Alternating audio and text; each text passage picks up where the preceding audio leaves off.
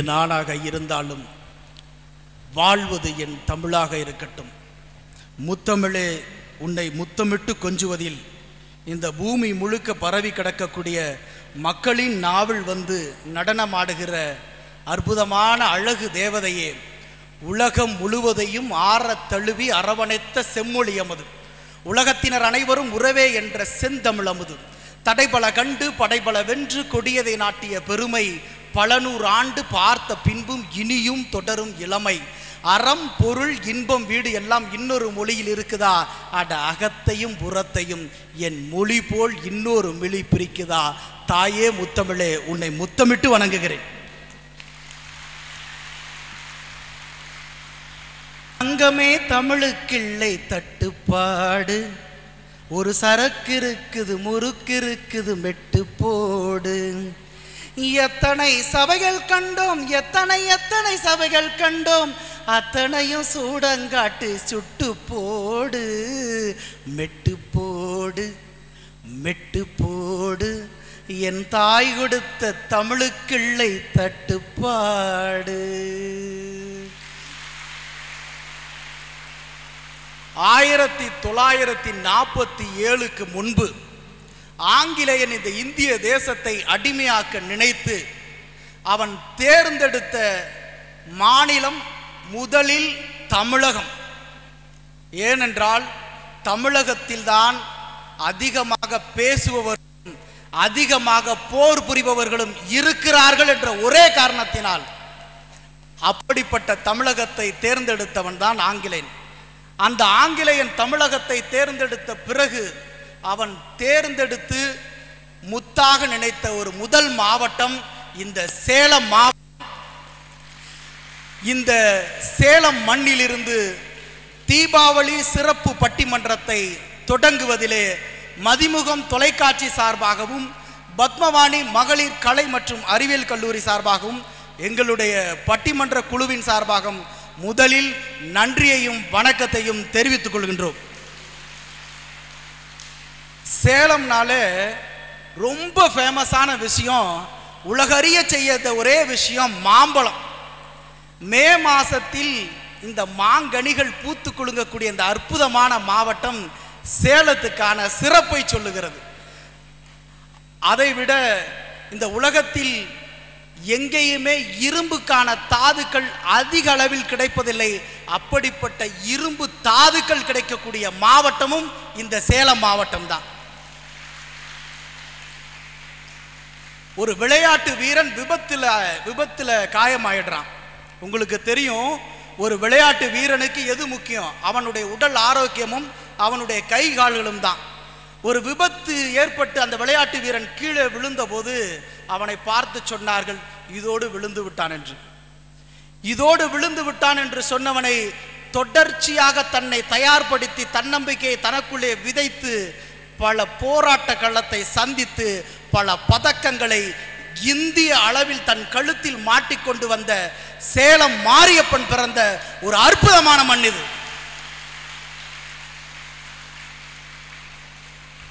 இங்கே இருக்கக்கூடிய மண் வளமும் மலை வளமும் இயற்கை வளமும் சேலத்துக்கு பேரழகு.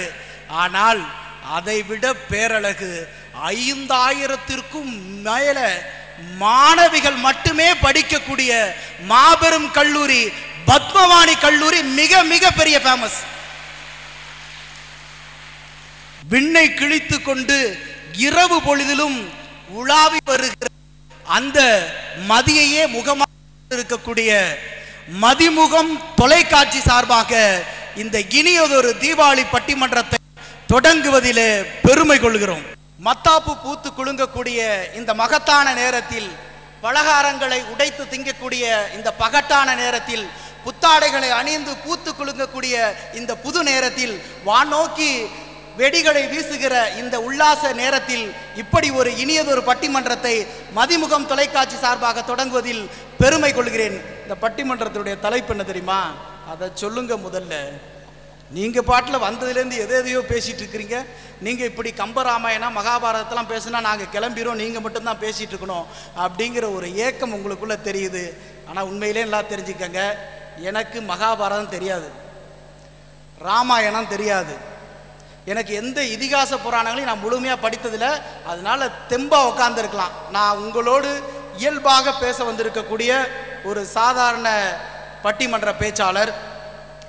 எதில் நிறைவான மகிழ்ச்சி? 3 வார்த்தை தாங்க. வள்ளுவனை போல 2வது வரியில் வைக்கப்பட்ட அந்த 3 வார்த்தை போல எதில் நிறைவான மகிழ்ச்சி. அது எதுவா வேணாலும் இருக்கலாம், ஆனா நிறைவு இருக்கணும். இந்த அரங்கத்தில் 5000 நாற்காலி போடப்பட்டு வெறும் 400 பேர் உட்கார்ந்தா மீதி 4600 பேருடைய நாற்காலி காலியா இருக்கும். அது நிறைவா? இல்லை. அடுத்து மகிழ்ச்சி இருக்கணும்.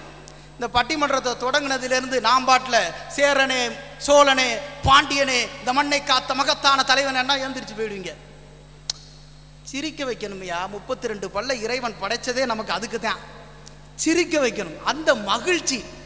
அப்போ எதில் நிறைவான மகிழ்ச்சி? எந்த ஒரு விஷயத்தில் நிறைவு நமக்கு முதல்ல இருக்கும்? நமக்கு ஒரு செல்போன்ல ஒரு போன் வருது. அந்த போனை ஒருத்தன் சிரிச்சுக்கிட்டே பார்த்தானா என்ன விஷயம்? அந்த போனை ஒருத்தன் முறைச்சுக்கிட்டே பார்த்தா என்ன விஷயம்? அந்த போனை எடுக்கலாமா வேணான்னு யோசிச்சு பார்த்தா அது என்ன அர்த்தம்? இந்த 3க்கு அர்த்தம் சொல்லட்டுமா? இந்த போன் வந்த உடனே பயங்கர சந்தோஷத்தில் அந்த போனை பார்த்தா 1 லட்சம் ரூபா நமக்கு நாளைக்கு பணம் தரேன்னு சொன்னவன் இப்போ கூப்பிட்டுருக்கிறான். அப்போ எப்படி இருக்கும் அந்த போனை எடுக்கும்போது? அப்படியே ஒரு படபடப்பு, ஒரு முகமலிர்ச்சி. அப்படியே அந்த செல்போனை எடுத்து ஏறிடுச்சுடா, இன்னைக்கு வச்சுக்கிறேன்டா தீபாவளி கச்சேரியை. 1 லட்சம் ரூபா தரவன் கூப்பிட்டானா எவ்வளவு சந்தோஷமா இருக்கும்.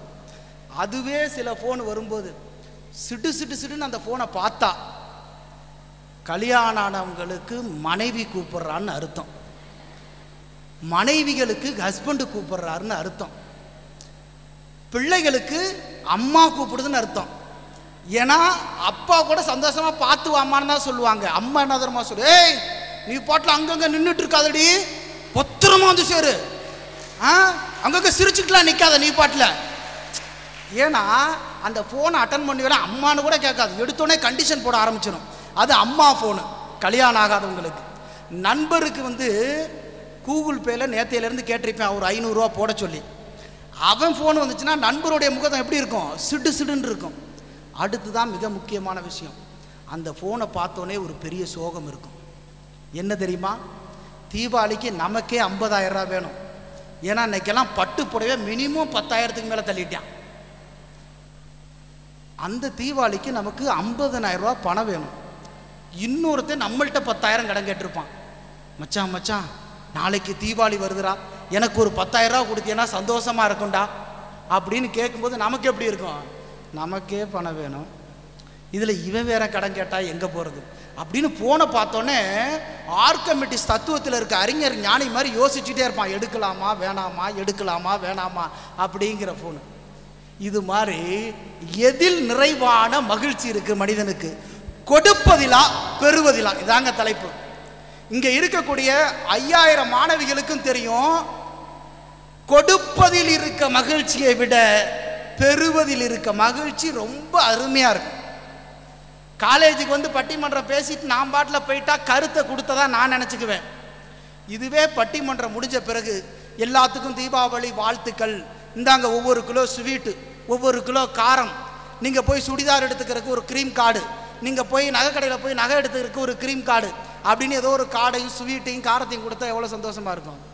எப்போதிலையுமே பெறுவதில் இருக்க மகிழ்ச்சி கொடுப்பதில் இல்லைங்க. கொடுப்பதில் இருக்கிறதா பெறுவதில் இருக்கிறதான்னு எனக்கும் குழப்பம். இது மாதிரி விஷயத்தை சொன்ன பிறகு உங்களுக்கும் குழப்பம். இதை பேசுறதுக்கு 4 பேச்சாளர்கள்.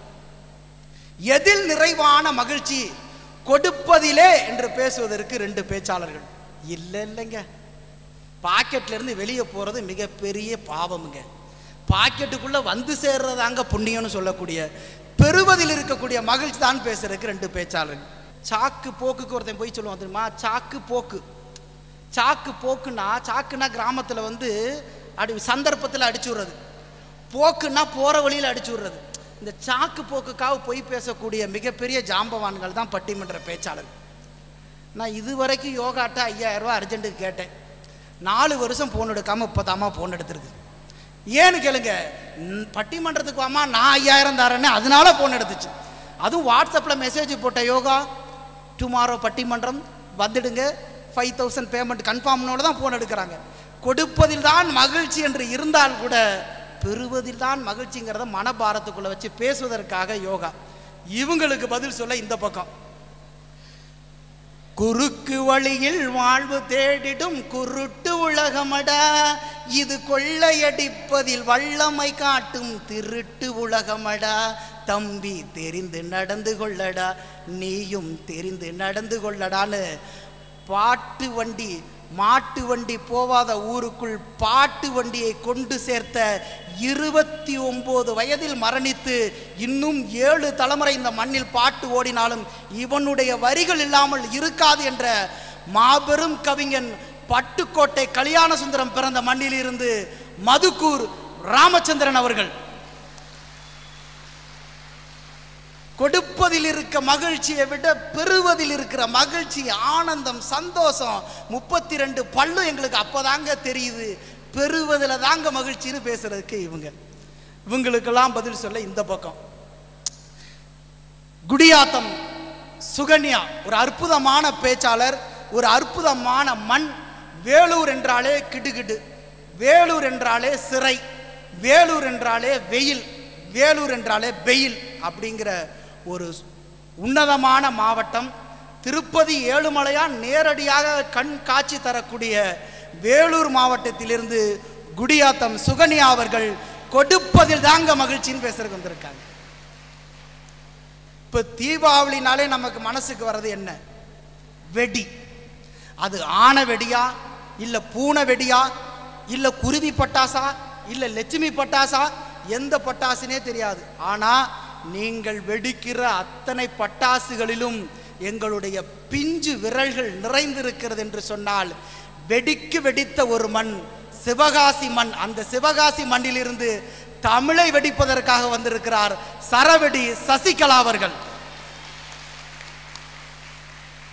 பெறுவதில் தாங்க மகிழ்ச்சி. உண்மையிலேயே அந்த தலைப்புக்கு பேசுறதுக்கு தகுதி பெற்ற நபர் இவங்க தான். ஏன்னு கேளுங்களேன், 4 பேச்சாளருக்கு ஃபோன் பண்ணேன். குடியாத்தம் சுகன்யாவுக்கு ஃபோன் பண்ணும்போது என்ன சொன்னாங்க, சார் ஆடியன்ஸு நல்லா இருப்பாங்களா, சூப்பராக இருப்பாங்கம்மா, வந்துருங்கம்மான்னு. பட்டுக்கோட்டை ராமச்சந்திரனுக்கு பேசும்போது, சார் நான் 4 மணி நேரத்துக்கு மேலே ட்ராவல் பண்ணுறேன், எனக்கு பேச அதிகம் வாய்ப்பு கொடுப்பீங்களான்னு கேட்டார். தர்றேங்கன்னு சொன்னோம். யோகா பேசும்போது சொன்னாங்க, நான் மேக்கப் போடுறதுக்கு எனக்கு ஒரு 1/2 மணி நேரம் வேணும், அதற்கு நீங்கள் கொடுக்க முடியுமான்னு கேட்டாங்க. இப்படி ஒவ்வொருத்தருடைய கேள்வியும் பல 100 விதமாக இருந்தது. ஆனால் சசிகலா என்கிட்ட பேசும்போது, சார் நல்ல மேடையா சார், நிறைய ஆடியன்ஸ் இருப்பாங்களா சார், தமிழ் கேட்கக்கூடிய நபர்கள் இருப்பாங்களா, அப்படியெல்லாம் கேட்கவே இல்லை. சார் பேமெண்ட் எவ்வளோ தருவீங்க சார், பார்த்து பண்ணுங்க சார், சார் கொஞ்சம் ஏற்றி விடுங்க சார், சார் கொஞ்சம் அதிகமாக கொடுங்க சார், நானெல்லாம் சீனியர் பேச்சாளர் சார், கொஞ்சம் பார்த்துக்கங்க சார். பணம் வாங்குவதிலேயே கவனமாக இருந்து நல்ல தமிழை இந்த உலகம் முழுக்க கொண்டு சேர்க்கக்கூடிய ஒரு சால சிறந்த பேச்சாளர் நம்மளுடைய சரவெடி சசிகலா. இப்போ நம்ம இன்ட்ரோ, இப்போ என்ன ஒரு விஷயம்னா, கொடுப்பதில் பெறுவதில் அப்படின்னு பல குழப்பங்கள் இருக்கு. இறைவன்ட்ட நான் போய் கேட்டேன், இறைவா நல்ல காலையில் ஏந்திரிச்ச உடனே மங்களகரமாக குளிச்சுட்டு, நெத்தியில் ஒரு பொட்டு, நெத்திக்கு மேலே ஒரு பொட்டு, அழகாக குளிச்ச துண்டு கூந்தலில் நிற்க, கட்டிய சேலை களைந்திருக்க அதை எடுத்து மெதுவாய் சொருக, அருகில் வந்து நான் உறங்கி கொண்டிருக்கும் போது, ஏங்க ஏங்க ஏங்க காப்பி குடிங்க, இப்படி ஒரு மனைவி வேணும்னு தான் 2 பொண்டாட்டி கட்டின முருகன்ட்ட போய் நான் தவம் இருந்தேன். ஆனால் எனக்கு எப்படியாப்பட்ட மனைவி தெரியுமா? ஏங்க எங்க கூமாப்பட்டிக்கு வாங்க, எங்க கூமாப்பட்டியிலேருந்து ஒரு இளைஞர் கத்துறாங்க, அங்க அந்தமான் இருக்குதாங்க, அங்க அமேசான் இருக்குதாங்க, எங்க அந்த தண்ணி மேல படும்போது அப்படியே சிலு சிலு சிலுன்னு இருக்குதுங்க, எங்க அங்க பைப்புல வர தண்ணியை பார்த்தா சர்பத்து மாதிரி இருக்குதுங்க. காலையில் நைட் டியூட்டி பார்த்துட்டு வந்து தூங்கிட்டு இருக்கிறேன் நான். தூங்குறவனை ஏங்க அப்படின்னா எப்படி இருக்கும் யோசிச்சு பாருங்க. இப்படி மனைவி கூட தாங்க நான் கிட்டத்தட்ட 10 ஆண்டுகள் சாதனை செஞ்சுட்டு இருக்கேன். இந்த மாநிலத்தை எங்களுடைய முதலமைச்சர் ஆளுவதை விட, எங்கள் மாவட்டத்தை எங்களுடைய கலெக்டர் ஆளுவதை விட, எங்களுடைய தாலுகாவை தாசில்தார் ஆளுவதை விட, எங்களுடைய கிராமத்தை கிராம நிர்வாகர் அலுவலர் அவர்கள் ஆளுவதை விட, ஒரே ஒரு குடும்பம் 2 பிள்ளைங்களை வச்சுட்டு நான் ரொம்ப சிரமப்படுறேங்க. பணத்துக்காக இல்லைங்க, ஒரு நொடி தூங்க விட மாட்டாங்க. ஒரு நொடி நம்மளை தூங்க விட மாட்டாங்க. கரெக்டாக போய் படுத்த பிறகுதான் என் பொண்ணு செல்போனை எடுத்துட்டு வந்து அவசர அவசரமாக ரீல்ஸ் வச்சுக்கிட்டு ரீல்ஸ் பார்த்துக்கிட்டே உட்காந்துருங்க. காதில் கொய்யன சத்தம். ஏம்மா அப்பா தூங்குறல, அப்பா தூங்குறதுக்கு தான் ஹால் இருக்குதே, இங்கே என்ன வேலைங்குது. என் பையன்கிட்ட சொல்கிறேன், டே பேசாமல் இருடா, அப்பா தூங்குற வரைக்கும் சத்தம் போடாதரா, டிஸ்டர்ப் பண்ணாதரான்னு சொன்னேன். அப்பா தூங்கிட்டு மென்னு டிஸ்டர்ப் பண்ணக்கூடாதுன்னு கதவை சாத்திட்டு போயிட்டாங்க. அவன் பெட்ரூம் கதவை சாத்தினா பரவாயில்ல, நான் அந்த நேரம் காலை கடனை முடிக்கிறதுக்காக போயிருந்தேன், அந்த கதவை சாத்திட்டு போயிட்டாங்க. படுபாவி பேர். மனைவி அமைகிறதும் குழந்தைகள் அமைகிறதும் இறைவன் கொடுத்த வரங்கிறான். இந்த பழமொழியை சொன்னவன் மட்டும் என் கையில் கிடைச்சான்னு வச்சுக்கோங்க, அவனை பத்மவாணி காலேஜில் ஒரு ரூமை வாடகைக்கு எடுத்துனாச்சு அடி வெளுத்து எடுத்துருவாங்க. மனைவி அமைவதெல்லாம் இறைவன் கொடுத்த வரமா. மனைவியை கொடுத்தா பரவாயில்ல, காளியம்மாலே வந்து இறங்கினா, பஞ்சமுக தேவியே வந்து இறங்கினா, கருப்பண்ண சாமியே காலையில் எழுந்திரிச்சு ஆடுனா என்ன பண்ண முடியும்? ஆனால் நம்ம ஆளுக கோயிலுக்கு போய் வணங்கும் போது நேராக சாமியை பார்த்துக்க முடியும். முருகா என்னை எப்படியா காப்பாத்திரு, 1 லட்ச ரூபா பணம் கொடுத்துரு. ஒன்றும் பண்ண முடியாது, இவன் பொண்டாட்டி 25,000 மேலே தான் புடவை எடுப்பா, எனக்கு 1 லட்ச ரூபா பணம் கொடுத்துரு அப்படின்னு முருகனை பார்த்து கும்பிடுவான். தீபாவளிக்கு அவனுக்கு பணம் கிடைக்காது. அடுத்த தீபாவளிக்கு பெருமாள்கிட்ட போயிடுவான், பெருமாளே எப்படியாவது இந்த தீபாவளிக்கு 2 லட்ச ரூபா கொடுத்துரு, என் வீட்டில் மிகப்பெரிய கஷ்டம், கடன்லாம் இருக்கு அடைக்கணுமா. கடவுள் கொடுக்காம விட்டுருவாரு. அடுத்து ஒரு பக்கம் போயிருப்பான், அந்த கடவுள் கொடுத்துருப்பாரு. அங்கே போனப்போ அவனை போய் கேட்டோன்னு வச்சுக்க, ஏன்டா முருகனை வணங்கின பெருமாளை வணங்கினேன்னு கேட்டோம்னா, முருகன் நமக்கு செட் ஆகுறது இல்லைங்க, பெருமாள் நமக்கு செட் ஆகுறது இல்லைங்க, கேட்குற வரத்தை கொடுக்கல, அவர் என்னங்க கடவுள்.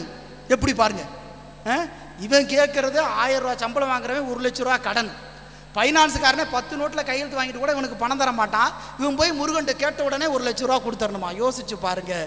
கொடுப்பதில் இருக்கக்கூடிய மகிழ்ச்சியை விட மனிதர்களுக்கு பெறுவதில் இருக்கக்கூடிய மகிழ்ச்சி தாங்க அதிகம். இந்த ஆடி ஆஃபர் இருக்குல்ல, அந்த நேரத்திலலாம் எல்லா ஹஸ்பண்டும் ஆடி போயிடுறாங்க.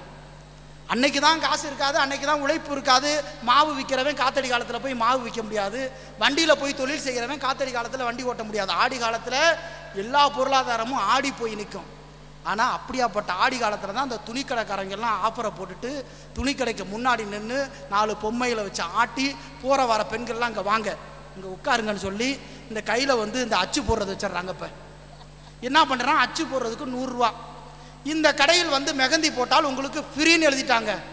நான் பார்க்குற இந்த சென்னையில் இருக்கக்கூடிய டி நகரில் பூரா பெண்கள் அங்கே தான் உட்காந்துருக்காங்க. 2 இந்திக்காரன் உட்காந்து மெகந்தி போட்டுட்டு இருக்கான். அந்த இந்திக்காரன் தலையில் 4 பெண்கள் உட்காந்துருக்காங்க. ஏன்னா அடுத்து இடம் பிடிக்கிறக்காவான். டி நகருக்குள்ளேலாம் நீங்கள் தீபாவளிக்கு போகவே முடியாது. நாம் 2 இன்ச்சு நகர்ந்தால் போதும், பின்னாடி இருக்கவே நம்மளை 8 இன்ச்சு நகர்த்திடுவான். அப்படியாப்பட்ட அந்த ஏரியாவில் ஒரு கடையில் மட்டும் கும்பல் இருந்துச்சு. நானும் என்னுடைய மனைவியை அழைச்சிட்டு போயிருந்தேன். மெகந்தி போடுறதுனா அவளுக்கு பிடிக்கும். ஒரு 100 ரூபாய்க்கு மெகந்தி போடுறதா சொல்லி கூட்டிகிட்டு போனவன் இந்த மெகந்தி போட்டுட்டு இருக்கவே இருக்கும்போது இந்திக்காரன் கொஞ்சம் பார்க்குறக்கு சுமாராக இருந்தான்.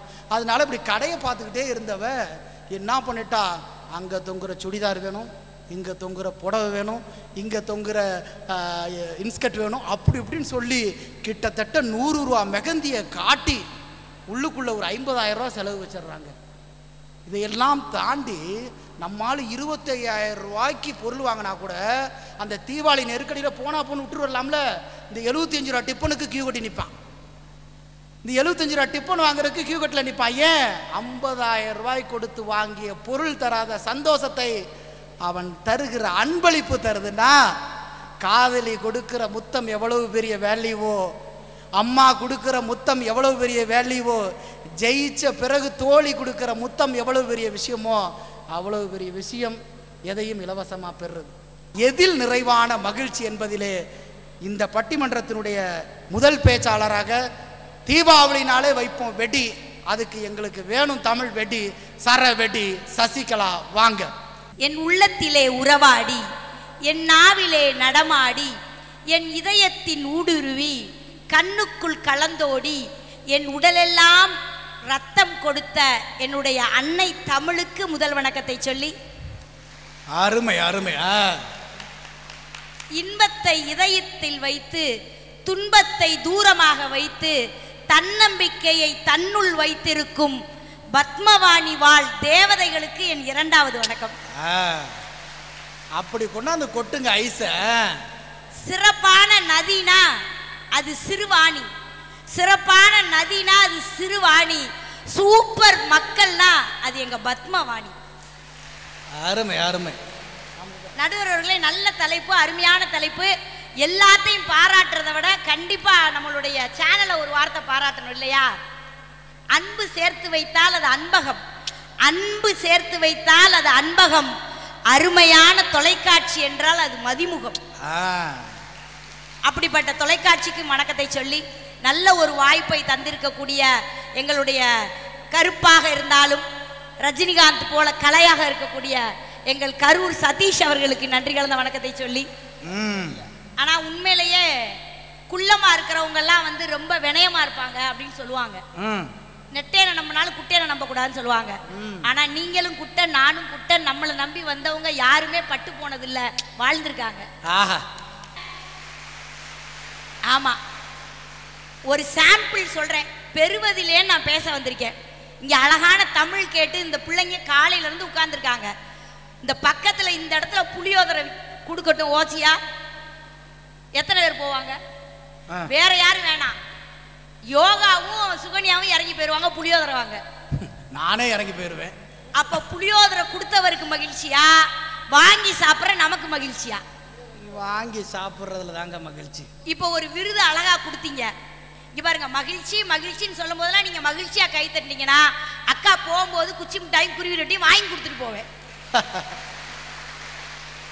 எனக்கு 2 வாங்கி கொடுத்துட்டு போயிருங்கக்கா. நடுவர்களே, உங்க பக்கத்துல உட்காந்துருக்கு பாத்தீங்களா அந்த புள்ள, யோகா புள்ள, ரொம்ப அருமையான புள்ள. போன வாரம் அது மாமியாவா கிணத்துக்குள்ள தள்ளி விட்டுருச்சு. மாமியா செத்து போச்சு. எல்லாரும் மாமியாவா கிணத்துக்குள்ள விழுந்து செத்து போச்சுன்னு நினைச்சுக்கிட்டு இருந்தாங்க. பட் நான் எப்படி ரவுடிக்கு ரவுடி கேடிக்கு கேடி நான் கண்டுபிடிச்சிட்டேன். நான் கேட்டேன், ஏய் நீ வேணும்னு தானே உங்க மாமியாரை கிணத்துக்குள்ள தள்ளி விட்டேன்னு. இல்லக்கா வேணாம்னு தான் தள்ளி விட்டேன். சிவாஜி கணேசன் செத்துட்டாரு. ஏன் செத்தாரு தெரியுமா? தெரியலங்களே. சுகன்யா பிறந்ததுனால சிவாஜி கணேசன் செத்துட்டாரு. நடிகர் திலகம் இல்லைன்னு கவலைப்படாத, நடிக்க பொண்ணு பிறந்திருக்கா கவலைப்படாத. அதனாலயா? ஏன்னா அப்படி நடிக்கும் அந்த பிள்ளை. ஏன் சொல்றேன்னா, இன்னைக்கு காலையில நானும் அந்த பிள்ளைங்க தான் காலையில 6:30 மணிக்கெல்லாம் ரயில்வே ஸ்டேஷன் வந்துட்டோம். ரயில்வே ஸ்டேஷன் வந்து இங்க காலேஜுக்கும் வந்துட்டோம், ஹாஸ்டலுக்கு வந்துட்டு பேப்பர் எடுத்துட்டு பிள்ளையார் சொல்லி போட்டோம் 2 பேருமே. போட்டுட்டு நான் கேட்டேன், நான் பெறுவதிலே பேசுறேன், பெறுவதிலா தருவதிலான்னு எழுதும்போது இந்த பெறுவதிலேக்கு சின்ன ரூ வருமா பெரிய ரூ வருமான்னு நான் கேட்டேன். உடனே அதுக்கு சுகன்யா சொல்லுது, சதீஷ் சார் நிறைய கொடுத்தா பெறுவதிலுக்கு பெரிய ரூ போடுங்கக்கா, சின்னமா கொடுத்தா சின்ன ரூ போடுங்கக்காங்குது. கொடுக்கவே இல்லைனா எந்த ரூவை போடுறது? கொடுக்கலன்னா நடுவரை டைவர்ஸ் பண்ணிடுவோம். நடுவர்களே, இந்த தலைப்புக்கு ஏத்த மாதிரி ஒரு பாட்டு பாடட்டா? ரொம்ப பழைய பாட்டு தான், ஆனா பெண்களுக்கெல்லாம் ரொம்ப பிடிச்ச பாட்டு அந்த பாட்டு. ஒரு வார்த்தையிலேயே ஒரு ஆணை மயக்க முடியும், பெண்ணை ஈர்க்க முடியும்னா அந்த பாட்டு. வாங்க மச்சான் சும்மா வாங்க மச்சான், கிட்ட வாங்க மச்சான், வாங்க வந்த வழிய பார்த்து போங்க, ஏங்கி ஏங்கி நீங்க ஏன் இப்படி பாக்குறீங்க, வாங்க மச்சான் சும்மா வாங்க மச்சான், கிட்ட வாங்க மச்சான், வாங்க வந்த வழிய பார்த்து போங்க. எதுக்கு? மச்சான்ட்ட வாங்குறதுக்கு தான். பாடி கூட வாங்கலாம் மாட்டிருக்கு. வாங்க வாங்கத்தான் மகிழ்ச்சியே பெருகும். இப்ப கொடுப்பதிலே மகிழ்ச்சின்னு சொன்ன நீங்க விருது கொடுத்தீங்க, அந்த விருதை ஜூம் பண்ணி காட்டுங்க சார், மதிமுகம் சேனலுக்கு நான் ஆர்டர் கொடுக்குறேன். அந்த அந்த விருதை வந்து ஜூம் பண்ணி பாருங்க. மேல வாங்குற எங்க முகம் சிரிச்ச மணிக்கே இருக்கு, கொடுக்கிற சதீஷ் சார் முகம் கீழே சோகமா இருக்கு. கொடுத்தா அப்புறம் எல்லாத்துக்கும் எப்படி இருக்கும்? சோகமா தான் இருக்கு. நடுவர்களே, ஒண்ணு வேணாம், பஸ்ல கண்டக்டர் சில்லறைய மிச்சம் கொடுத்தா தான் மனசே நிம்மதியா இருக்கும். எங்க 20 ரூபாய்க்கு 18 ரூபா போக 2 ரூபாய் அந்த ஆள் கொண்டு போட்டோம். அந்த பிரயாணம் தான் நமக்கு இனிமையா இருக்குமா? மூஞ்ச குரங்கு மாதிரி வடிவேல் மாதிரி வச்சு பார்த்துட்டே இருப்போம். இந்த கண்டக்டர் 2 ரூபாயை கொண்டு போயிட்டு அந்த கண்டக்டர் 2 ரூபா உண்மையா இல்லையா? ஆமா, கண்டக்டர் எங்க அந்த 2 ரூபாயை கொடுங்க நான் கிளம்புறேங்கன்னு அவங்க கூடயே போற மாதிரி ஆயிடும் சில நேரம். நடுவர்களே உங்ககிட்டே ஒரு கேள்வி கேட்கறேனே. இப்ப நீங்க வீட்ல ஹவுஸ் ஒய்ஃப் வச்சிருக்கீங்க. ஹவுஸ் ஒய்ஃபா? ஒரு 10 பேர் முன்னாடி சார் இருக்காங்க. ஏன் ஹவுஸ் முழுக்க ஒய்ஃப் தாங்க? ஹவுஸ் முழு ஒய்ஃபா? அவ்வளவு அகலமா இருப்பாங்கன்னு சொன்னாங்க. நான் இப்போ உங்க பொண்டாட்டி அழகா இருப்பாங்களா அகலமா இருப்பாங்களான்னு கேட்கல. வீட்ல நீங்க எல்லாம் ஹவுஸ் ஒய்ஃப் வச்சிருப்பீங்க. இந்த ஒரு 10 ஆண்கள் இருக்காங்க. பெண்கள் கல்லூரினா கூட ஒரு 10 சிங்கங்கள் வந்திருக்காங்க. எல்லாருக்குமே ஹவுஸ் ஒய்ஃப் இருப்பாங்க. பட் ஐ ஆம் டிஃபரண்ட் லேடி. எப்படி? நான் கொஞ்சம் வித்தியாசமான லேடி. 2 மேட் போட்டு ஏறும்போதே தெரியும். ஆமா, எங்க அப்பா என்னைய செல்லமா வளர்க்கல, கொஞ்சம் குள்ளமா வளர்த்துட்டாரு. ஆனா நான் டிஃபரெண்டான லேடி. நான் ஹவுஸ் ஹஸ்பண்டே வச்சிருக்கேன். என்ன வேலை சொன்னாலும் கேட்பாரு தங்கம், என்ன வேலை சொன்னாலும் கேட்பாரு. போன வாரம் என்ன ஆச்சு தெரியுமா சார்? எப்படி? நைட்டு ஒரு 1-1:30 இருக்கும். காலை வச்சு மூஞ்சிலே மிதிச்சுட்டாரு தங்கம். எவ்வளவு கோபம் வரும். ஆனா நான் உத்தம பத்தினி. ராத்திரி எங்க அத்தா நான் எழுப்பல. காலையில 6 மணிக்கு கேட்டேன், அத்தா ராத்திரி 1:30 மணிக்கு காலை வச்சு ஏன் அத்தா மூஞ்சிலே மிதிச்சிங்கன்னு. ரொம்ப நாளா எனக்கு நிலாவில கால் வைக்க நான் ஆசைடி, அதான் வச்சு பார்த்தேன். மகிழ்ச்சியே வாங்குற மிதியில தான் இருக்கு. நடுவர்களே, அதை விட பெரிய விஷயம் உங்களுக்கு எல்லாம் தெரியும், பொன்னியின் செல்வன் படம். நாங்க பட்டிமன்றத்துல பிஸியா இருப்போம், படம் பார்க்க போக டைம் இல்ல. போன வாரம் தான் 2 பேரும் நானும் எங்க அத்தானும் படம் பார்க்க போனோம் பொன்னியின் செல்வன். படம் பார்த்துட்டு அப்படி பைக்ல ஏறி உட்கார்ந்துட்டு எங்க அத்தான்ட்ட கேட்டேன், அத்தா குந்தவையும் அழகா இருக்கா, நந்தினியும் அழகா இருக்கா, 2 பேரும் மேக்கப்ல ரொம்ப அழகா இருக்காங்க. நானும் மேக்கப் போடுறேன். ஒன்னு ஐஸ்வர்யா ராய், ஒன்னு திரிஷா. நானும் மேக்கப் போடுறேன். நான் குந்தவை மாதிரி இருக்கேனா இல்ல நந்தினி மாதிரி இருக்கேனான்னு கேட்டேன். எங்க அத்தா சொன்னாரு, 2ம் கலந்த கலவைடி நீனாரு. ஓ, அம்பிட்டு அழகா இருக்கேனான்னு. இல்லடி குந்தாணி மாதிரி இருக்காங்கிறாரியா. சரியா தானே சொல்லி இருக்கிறாரு. ஒரு சின்ன விஷயம் சொல்றேன் பாருங்களேன். எப்பவுமே கொடுக்கிறவங்களுக்கு மன சஞ்சலம் இருக்கும். இப்ப நீங்க தான் இருக்கீங்க, எனக்கு 10,000 கொடுக்குறீங்க, ராமச்சந்திரனுக்கு 15,000 கொடுக்குறீங்க, யோகா நல்லா பேசின்னு 20,000 கொடுக்குறீங்க. இப்படி மாத்தி மாத்தி கொடுக்கும்போது உங்களுக்கு மனசுல சஞ்சலம் வரும். இவங்களுக்கு இவ்வளவு கொடுத்தது தகுமா? உங்களுக்கு 10,000, ஆமா, எனக்கு 10,000 கொடுப்பாங்க, இவருக்கு 10,000 கொடுப்பாங்க, இவருக்கு 5,000 கொடுப்பாங்க, கடைசியில மதியம் தொலைக்காட்சியை வேற யார்ட்டையாவது கொடுத்துருவாங்க. இவ்வளவு பேமெண்டா கிடைக்கும். ஒரு சாம்பிளுக்கு சொன்னா அதையே கேட்க மாட்டோம். சாம்பிளுக்கு கொடுக்கும் போது உங்க மனசு சஞ்சலப்படும். சசிகலா இப்படி பேசிச்சு, அதுக்கு இவ்வளவு ரூபா கொடுத்தா போதும், அவங்க இவ்வளவுதான் வேலை பார்த்தாங்க. கொடுக்கும் மனம் சஞ்சலப்படும், ஆனால் வாங்கும் மனம் சஞ்சலப்படாது, சந்தோஷப்படும். அதுதான் பெறுவதில் மகிழ்ச்சி. எப்பவுமே இந்த பாத்திரம் இருக்கு பாத்தீங்களா, பாத்திரம், அந்த பாத்திரத்தை காலியா வச்சிருக்கணுமா. கொடுக்கும் போது ஒரு ஆணவம் இருக்கும், திமிர் இருக்கும். அவனுக்கு நான் போட்ட பிச்சடா கல்வி அப்படின்ற ஒரு ஆணவம் இருக்கும். ஆனால் பெறுபவர்களுக்கு மிகப்பெரிய மகிழ்ச்சி இருக்கும். நான் இவ்வளவு பெற்றுவிட்டேன் என்று சொன்னால் பெறுவதில் தான் பெரிய மகிழ்ச்சிங்க. ஏங்க, சாதாரணமா வீட்டில் நடக்கிற ஒரு விஷயத்த சொல்றேனே. ஒருத்தன் என்கிட்ட 50,000 ரூபாய் கடன் கேட்டான்ப்பா. பிள்ளையே SRMல படிக்க வைக்கிறேன்னா, சரி படிக்க வையினேன். பிள்ளை ஃபீஸ் கட்டாம வெளியில் நிற்கிது, ஒரு 50,000 ரூபாய் கடன் கொடுங்கண்ணா. எப்போ திருப்பி தருவேன்னு கேட்டேன். 1 வாரத்தில் தர்றேன்னா. சரி, 1 வாரத்தில் எப்படி தருவேன்னு கேட்டேன். என் இடத்த விற்க போகிறேன், விற்று தர்றேன்னா. சரின்னு கொடுத்துட்டேன். எங்கள் 50,000 1 வாரம் ஆச்சு தரல, 1 மாதம் ஆச்சு தரல, 1 வருஷம் ஆச்சு தரல. நேரம் வீட்டுக்கே போயிட்டேன். ஏண்டா உனக்கெல்லாம் மானோ ரோசம் வெக்கம் சூடு சொரணம் இருந்தா நான் கொடுத்த 50,000 கொடுறான்னு. அவன் சொன்னா எல்லாருக்கும் 50,000 இல்லைன்ட்டா. பணம் அவ்வளோ வலிமையானதுங்க. இதை விட பெரிய சாம்பிள் சொல்கிறேன். இவ்வளோ கொடுத்து ஏமாந்தானே, அப்பயாச்சும் எனக்கு அறிவு இருக்கா? என்னோட ஆஃபீஸ் கொலீக்ங்க, நான் வந்து ஆக்சுவலாக அக்கௌண்டன்சி படித்தவன். அக்கௌண்ட்ஸ் டீச்சரா? ஆமாம், அக்கௌண்ட். அதனால தான் அக்கௌண்ட்டில் கரெக்டாக இருக்கிறீங்க எப்போவுமே. அந்த அக்கௌண்ட்ஸில் எனக்கு என் கூட வேலை பார்த்த கொலீக் பொண்ணு, அந்த பொண்ணு வீடு கட்டிட்டா. 10 லட்சம் ரூபாய்க்கு லோன் போட்டிருந்தா, 20 லட்ச ரூபா கையில் வச்சு வீடு கட்டிட்டா. ஒரு 1 லட்சம் குறையா இருக்குக்கா, 1 லட்சம் தாங்கன்னா. எப்படி தருவேன்னு கேட்டேன். வாரம் சண்டே ஆயிட்டா உங்கள் வீட்டுக்கு வந்து 10,000 ரூபா தந்துடுறேன்னா. 10 வாரம் தான் 1 லட்சம் வந்துடும். கண்டிப்பாக தந்துருவியான்னே. கையெழுத்து போட்டு கொடுத்தாங்க ஸ்டாம்ப் பேப்பரில். சரின்னு வாங்கிக்கிட்டேன். 1 லட்சம் கொடுத்துட்டேன். நம்ம கூட கொலிக்கு வேலை பார்க்குற பிள்ளை ரொம்ப ஒழுக்கமான பிள்ளை. ஒழுக்கமான பெண் பிள்ளைகளை எப்பயுமே நாங்கள் நம்புவோம். ஏன் தெரியுமா? ஒவ்வொரு குடும்பமும் செங்கலால் ஆகவில்லை, எங்கள் பெண்களால் ஆகிறது இல்லையா? அதனால ஒரு பொம்பளை பிள்ளைய நம்பி காசு கொடுக்கலான்னு கொடுத்துட்டேங்க. 1 லட்சம் வாங்கிட்டு போயிட்டாங்க. சண்டே காலையில் ஆனவனே ஷார்ப்பாக வந்துருவா வீட்டுக்கு. நான் காஃபி போட்டுக்கிட்டு இருப்பேன், அந்நேரமே வந்துருவா. வருவா, 10,000 கொடுப்பா. இதுல பெரிய முக்கியமா நீங்க நோட் பண்ணது, இந்த 1 லட்சம் கொடுத்தது என் புருஷுக்கு தெரியாது. என்னுடைய சேவிங்ஸ்ல கொடுத்துட்டேன். யாருக்கும் தெரியாது, வீட்டுல யாருக்குமே தெரியாது. வருவா, காஃபி சாப்பிடுவா, அப்புறம் கொஞ்ச நேரம் கழிச்சு இட்லியை வைப்பேன், இட்லியும் சாப்பிடுவா. 10,000 கொடுப்பா, போயிடுவா. ஒரு வாரம் வந்துருச்சு, 2வது வாரம் வந்துருச்சு, 3வது வாரம் வந்துருச்சு, 30,000 வந்துருச்சு. எனக்கு ஒரே சந்தோஷம். கொடுத்த காசை கரெக்டா சொன்ன மாதிரி கொடுக்குறான்னு. 4வது வாரம் பாக்குறேன், 4வது வாரம் வந்துட்டா 40,000. காலையில காஃபி போடுறேன், வரல. இட்லியை வைக்கிறேன், வரல. மத்தியானம் சிக்கன் பிரியாணி வச்சுட்டேன், அப்பையும் வரல. ஒரு 4 மணி போல அவ வரல. போலீஸ் ஸ்டேஷன்ல இருந்து போன் வருதுங்க. என்ன சார் அப்படின்னு கேட்குறேன். நீங்க தான் அன்பழகனுடைய அண்ணியா அப்படின்னு கேட்டாங்க. ஆமா சார் அப்படின்னு.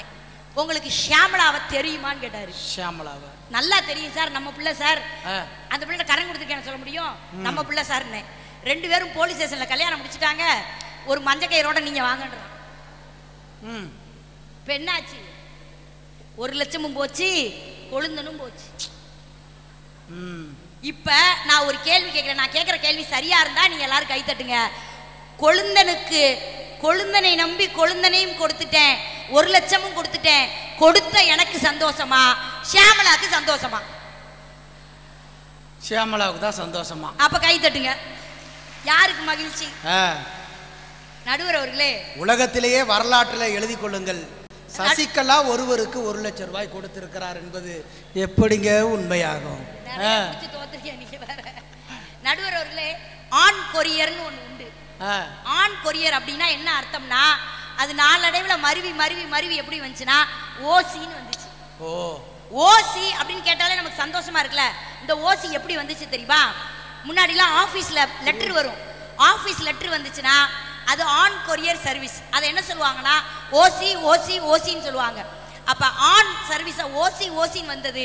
இலவசம் என்பதை ஓசி என்று வந்தது. ஓசி என்ற வார்த்தையை கேட்டாலே இங்க ஒரு இடத்துல ஓசியா ஒண்ணு தர்றாங்க அப்படின்னா ஓடி போய் வாங்குவதில் மிகப்பெரிய மகிழ்ச்சிங்க. உண்மையா இல்லையா? கண்டிப்பா. நடுவர் அவர்களே, 2 செய்தி சொல்லி நான் நிறைவு செய்யறேன். இப்ப பாத்தீங்கன்னா ஒரு வார்த்தை சொல்லுவாங்க, பணம் எதிரில இருந்து பேசினாங்களே, பணம் தான் முக்கியமா, பணத்தை கொடுக்கறதெல்லாம் சந்தோஷம் எதிரில இருந்து பேசுவாங்க. நான் எதிரணியை பார்த்து கேட்கிறேன், ஒரு 1000 ரூபாய் கூட கொடுத்தீங்கன்னா 2 பேரும் அந்த பக்கம் இருந்து இந்த பக்கம் வந்து பேசுவாங்க. அது முக்கியமான பாயிண்ட். ஆமா. 2வது ஒரு விஷயம் சொல்றேன் பாருங்களேன். இந்த பணம் எப்படிப்பட்டது அப்படின்னு கேட்டீங்கன்னா, சாகும் போது கூட நீ 1 ரூபாயை கூட கொண்டு போக மாட்ட. நீ எதுக்கு காசுக்கு ஆசைப்படுற? நெத்தியில ஒட்டின காசை கூட வெட்டியா எடுத்துக்கிடுவான். எதுக்கு நீ காசு வாங்கி வைக்கன்னு ஆசைப்படுறேன்னு கேட்குறாங்களா? அவங்கள பார்த்து நான் கேட்குறேன், சாகும்போது தான் காசு தேவையில்லை, சாகுற வரை காசு நமக்கு தேவை. உண்மையா இல்லையா? நீங்க நல்லா ஒரு விஷயம் நோட் பண்ணுங்க. நீங்க அந்த விஷயம் சரினா நீங்க நடுவர் கை தட்டுங்க. சரியா? நான் இப்ப செத்துட்டேன்னு வைங்களேன், நான் யூஸ் பண்ண பாய், நான் யூஸ் பண்ண தலையணை, நான் யூஸ் பண்ண பெட்டு, இதை 3ஐயும் எரிச்சிருவாங்க. ஆனா நான் சேர்த்து வச்ச நகை, நான் வச்சுட்டு போன சொத்து, நான் வச்சுட்டு போன வீடு எல்லாத்தையும் வாங்கிக்கிடுவாங்க என்னுடைய சந்ததிகள். நெத்தியில இருக்கிற 1 ரூபாயை கூட அந்த வெட்டியான எடுத்து பாக்கெட்ல வச்சுக்கிட்டு தான் போவான். அப்போ காசுக்கு அவ்வளவு மரியாதை. ஆமா. நடுவர் அவர்களே, சபரி என்ற ஒரு அருமையான மனிதன் ராமாயணத்தில் கடித்து விட்டு கொடுத்த பழத்தை வாங்கி சாப்பிட்ட ராமன் மகிழ்ச்சி அடைந்தான். விதுரர் கிருஷ்ணரை பார்த்த ஆனந்தத்திலே பழத்தை உரித்து விட்டு பழத்தை கீழே போட்டு விட்டு தோலை கிருஷ்ணனுக்கு அன்பாக கொடுக்கிறார். அந்த அன்பாக வாங்குகின்ற மகிழ்ச்சியில் வெறும் தோலை சாப்பிடுகிறார் கிருஷ்ண பரமாத்மா. திருப்பதியில் இருக்காரே ஏழுமலையான், அவருக்கு சூடி கொடுத்த மாலை எங்கிருந்து போகிறது தெரியுமா? எங்களுடைய ஸ்ரீவில்லிபுத்தூரிலிருந்து ஆண்டாள் கழுத்தில் போட்ட மாலையை வாங்குவதிலே பெருமாளுக்கு மகிழ்ச்சி என்றால் வாங்குவதில் தான் மகிழ்ச்சி. ஒரு நட்பு, இந்த குழந்தைங்க எல்லாம் நட்புல இருக்கிறவங்க இன்னைக்கு இங்கே பத்மவாணி கல்லூரியில் படிப்பாங்க, அப்புறம் அப்படியே பிரிஞ்சு போயிடுவாங்க, அவங்கவுங்க வாழ்க்கையில் போய் செட்டில் ஆவாங்க. அப்படி செட்டில் ஆகும்போது தங்களுடைய நட்பை நினைத்து பார்க்கும்போது எந்த நட்பு நினைவுக்கு வரும் தெரியுமா? ஒரு பொண்ணு செல்வ சீமாட்டியா இருப்பா, ஒரு பொண்ணு ஏழையா இருப்பா. குசேலன் ஏழையாக இருந்தார், கிருஷ்ணர் பணக்காரராக இருந்தார். கிருஷ்ணரிடம் போய் எப்படி பார்த்து தன்னுடைய வறுமையை சொல்வது என்று பயந்து போனவர் கொஞ்சோண்டு அவள் கொண்டு போறாரு, அதை கூட மறைச்சு வைக்கிறாரு, கந்தல் துணியில இருக்கேன்னு. அந்த அவளை வாங்கி கிருஷ்ணர் வாயில் போட்டுவிட்டு அட்சயம் என்று சொன்னாராம். அன்றுதான் நமக்கு அட்சய திருதி என்று சொன்னால், அட்சய திருதியில் நகையை வாங்கி வைத்தால் நகை பெருகும், நம்முடைய புத்தகங்கள் நிறைய வாங்கி வைத்தால் நமக்கு அறிவு பெருகும் என்று சொன்னால், அறிவை பெறக்கூடிய பிள்ளைகள் தான் மகிழ்ச்சியாக இருக்கிறார்கள். கற்றுக் கொடுக்கும் ஆசிரியர்கள் கற்றுக் கொடுத்து கொண்டே இருக்கிறார்கள் என்று சொல்லி நல்ல வாய்ப்பு கொடுத்த அத்தனை நல்ல உள்ளங்களுக்கும் நன்றி கூறி விடைபெறுகிறேன். நன்றி, வணக்கம், ஜெய். கொடுப்பதில் எங்கெங்க மகிழ்ச்சி இருக்கு? பெறுவதில் தாங்க. அவங்க சொல்லும்போது சொன்னாங்க, இந்த கல்லூரி உண்மையிலே ஒரு நல்ல கல்லூரி, ஏழை பிள்ளைகளுக்கு கல்வி கிடைக்க வேண்டும் என்ற நோக்கத்தை கொண்ட கல்லூரி. ஆனால் சில பள்ளிகளில் இவங்க சொன்ன மாதிரி பத்திரத்தை எல்லாம் வாங்கி வச்சுக்குவான். ஏன்னா எவ்வளோ ஃபீஸ்னு ஃபிக்ஸ் பண்ண முடியாதான். போக போக எவ்வளோக்கு எவ்வளோ எடுக்க முடியுமோ அவ்வளோக்கு எவ்வளோ எடுத்துக்கிட்டு பத்திரத்தை மீதி கொடுக்கலாம், இல்லைனா பத்திரத்தை அவங்க பேர் கரைய முடியலான்ட்டு சில கல்லூரிகளில் பண்ணுறாங்க. ஆனால் உண்மையிலேயே உலகத்திலேயே கல்லூரி கல்வி நிலையங்கள் நடத்துறதுக்கு ஒரு பெரிய தனி திராணி வேணும் தெரியுமா? 1000 கோடி பிரச்சனைகளை சந்திக்கக்கூடிய ஒரு விஷயம்தான் இந்த கல்வி நிலையங்கள். ஆனால் தான் எந்த பிரச்சனையை சந்தித்தாலும் பரவாயில்லை, இந்த ஏழை பிள்ளைகளுக்கு கல்வி கொடுப்பதில் தான் மகிழ்ச்சின்னு நிறைய பேர் கல்லூரி கட்டுறாங்க. கல்வி கொடுப்பதை விட பெறுவதில் தான் அதிக மகிழ்ச்சின்னு இருக்காங்க. எங்கள் அண்ணன் பையன் ஒரு ஸ்கூலில் சேர்த்தோம். அவங்க ஃபீஸு கேட்கும்போது எங்கள் அண்ணனோட ஏடிஎம் வாங்கி வச்சுக்கிட்டாங்க. என்னான்னு கேட்டோம், தேவையான போது நாங்களே எடுத்துக்கோம் சார், நீங்கள் கிளம்புங்க. எவ்வளோ ஃபீஸு தேவை, எவ்வளோ யூனிஃபார்ம் தேவை, எவ்வளோ உங்களுக்கு எக்ஸ்ட்ரா ஃபீஸெல்லாம் தேவைன்னு அதெல்லாம் நாங்கள் ஏடிஎம்லேயே எடுத்துக்கிறோன்னு சொல்லி அனுப்பிட்டாங்க. படித்து முடித்த பிறகு இன்னும் ஏடிஎம் வாங்க முடியல. ஏன்னா அவன் இப்போ தான் 5ஆவது படிக்கிறான்.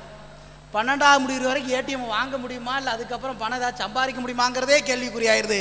அப்படியெல்லாம் இருக்கும்போது கொடுப்பதில் இருக்கக்கூடிய மகிழ்ச்சியை விட பெறுவதில் தாங்க மகிழ்ச்சின்னு ஒரு சாட்டையடி கேள்விகளோடு வச்சுருக்காங்க. இதுக்கெல்லாம் பதில் சொல்ல வாங்க. யோகா.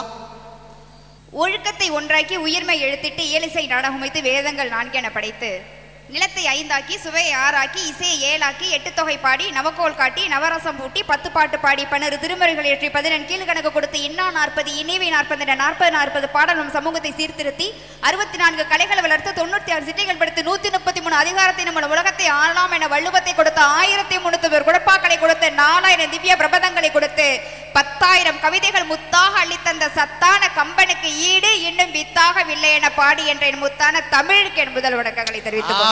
அருமை அருமை. இத்தனை கொடுத்த தமிழை இனிமையாக கொடுத்ததற்கு நன்றிமா. Thank you sir.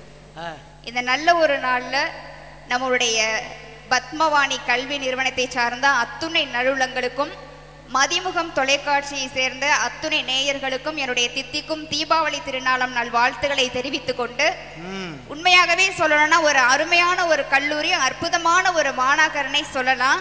அதாவது எங்க ஊர் பக்கத்துல திருவாரூர் இருக்கு சார். திருவாரூர்னா தேர் அழகுன்னு சொல்லுவாங்க.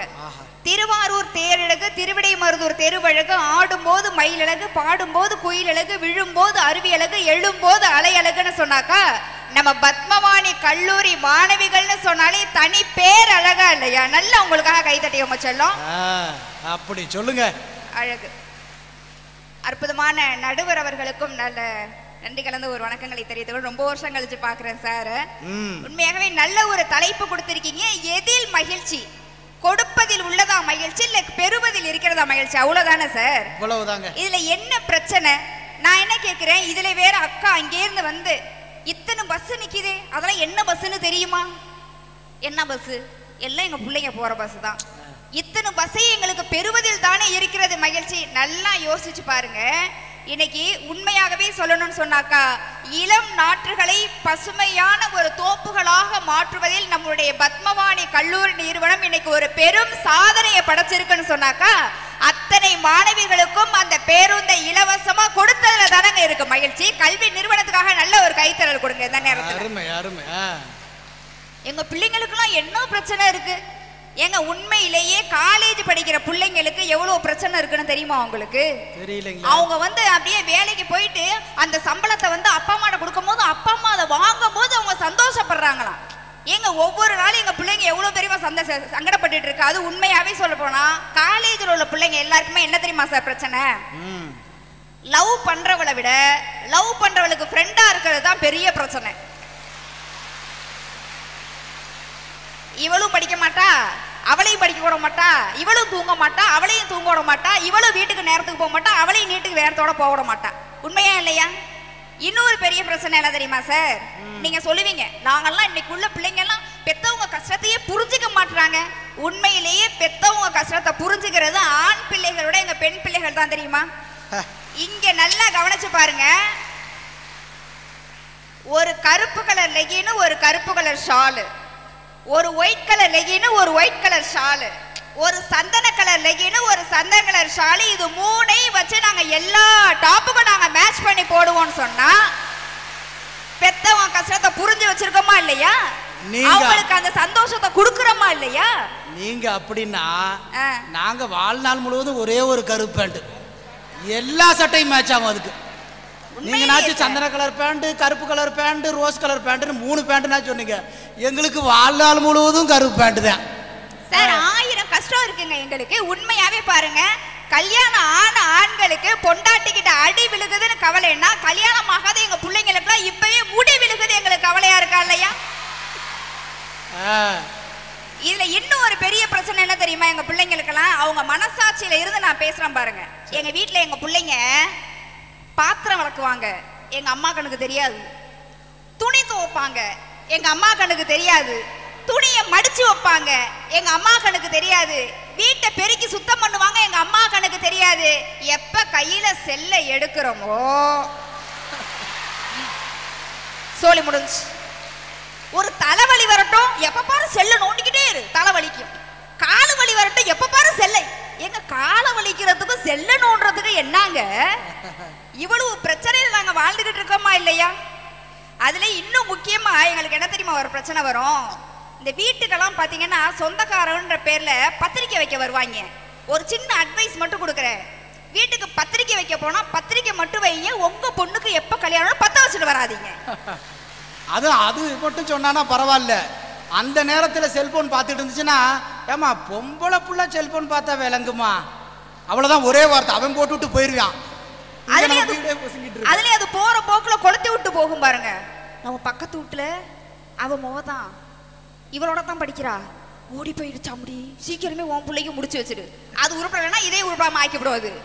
நான் என்ன சொல்றேன், உண்மையாவே சொல்லணும்னா உங்க பிள்ளைங்களுடைய எதிர்காலத்தை நீங்க நிர்ணயிக்கணும் அப்படின்னாக்கா பிள்ளைங்களை சொந்தமா முடிவெடுக்க விடுங்க, சொந்தக்காரவங்களை வச்சு முடிவெடுக்க விடாதீங்க. ஏன் சார், பெண்கள் எல்லாருக்குமே எங்க பிள்ளைங்க எல்லாருக்குமே எவ்வளவு தெரியுமா சார் எதிர்பார்ப்பு இருக்கும்? அப்படியே கல்யாணம் ஒண்ணு நடக்கும் போது பௌர்ணமி நிலா மாதிரி ஒரு புருஷன் வரமாட்டானான்னு எதிர்பார்ப்போம். அது என்னமோ 13 அமாவாசைய கரைச்சு ஊத்துன மாதிரியே எங்களுக்கு வரும். நாங்களும் தான் நயன்தாரா மாதிரி பொண்டாட்டி வருமானு பாக்குறோம். இறைவன் நரியல்ல கொண்டாந்து விடுறியா? நீங்க அதுக்கு விக்னேஷ் சிவன் மாதிரி இருக்கணுங்க ஐயா. இன்னும் எங்க பிள்ளைங்களுக்கு தெரியிற மாதிரி புரியுற மாதிரி சொல்லணும்னு சொன்னா, சிறகடிக்க ஆசையில வர முத்து மாதிரி ஒரு புருஷன் வரமாட்டானா, மீனாவை மாதிரி வச்சு தாங்க மாட்டானான்னு எதிர்பார்ப்போம். கேரகம் வர்றதெல்லாம் பாக்கியலட்சுமி கோபியாவே எங்களுக்கு வந்து வாக்கியம். எங்களுக்கு தான் எதிர்நீச்சல்ல வர அந்த கதாநாயகி பேர் என்ன? கதாநாயகி பேர் எதிர்நீச்சல்ல வர கதாநாயகி மாதிரியோ அல்லது கயல்வெளியில வர கதாநாயகி மாதிரியோ கிடைக்காதான் நாங்களும் தான் ஏங்கி ஏங்கி கிடக்குறோம். சார், நாங்க என்ன சொல்றோம்னா, பொண்ணு பிடிச்சிருக்கான்னு பார்த்து கல்யாணம் பண்ணாதீங்க, பொண்ணுக்கு பிடிச்சிருக்கான்னு பார்த்து கல்யாணம் பண்ணுங்க, அவங்க வாழ்க்கை நல்லா இருக்கும். இப்படி எங்க வாழ்க்கையில 1000 கஷ்டம் இருந்தாலும் வர்ற மாப்பிள்ளை எங்களுக்கு சொட்டையா இருக்கோ, தொப்பையா இருக்கோ, நெட்டையா இருக்கோ, மண்டையில முடி இருக்கோ, முடி இல்லாம இருக்கோ, அது உருப்புடுதோ உருப்பிடாம இருக்கோ, தருதலையா திரிஞ்சா கூட ஒரு தலையா காதல் பண்ணி அதை நாங்க திருத்துறோமா இல்லையா சார்?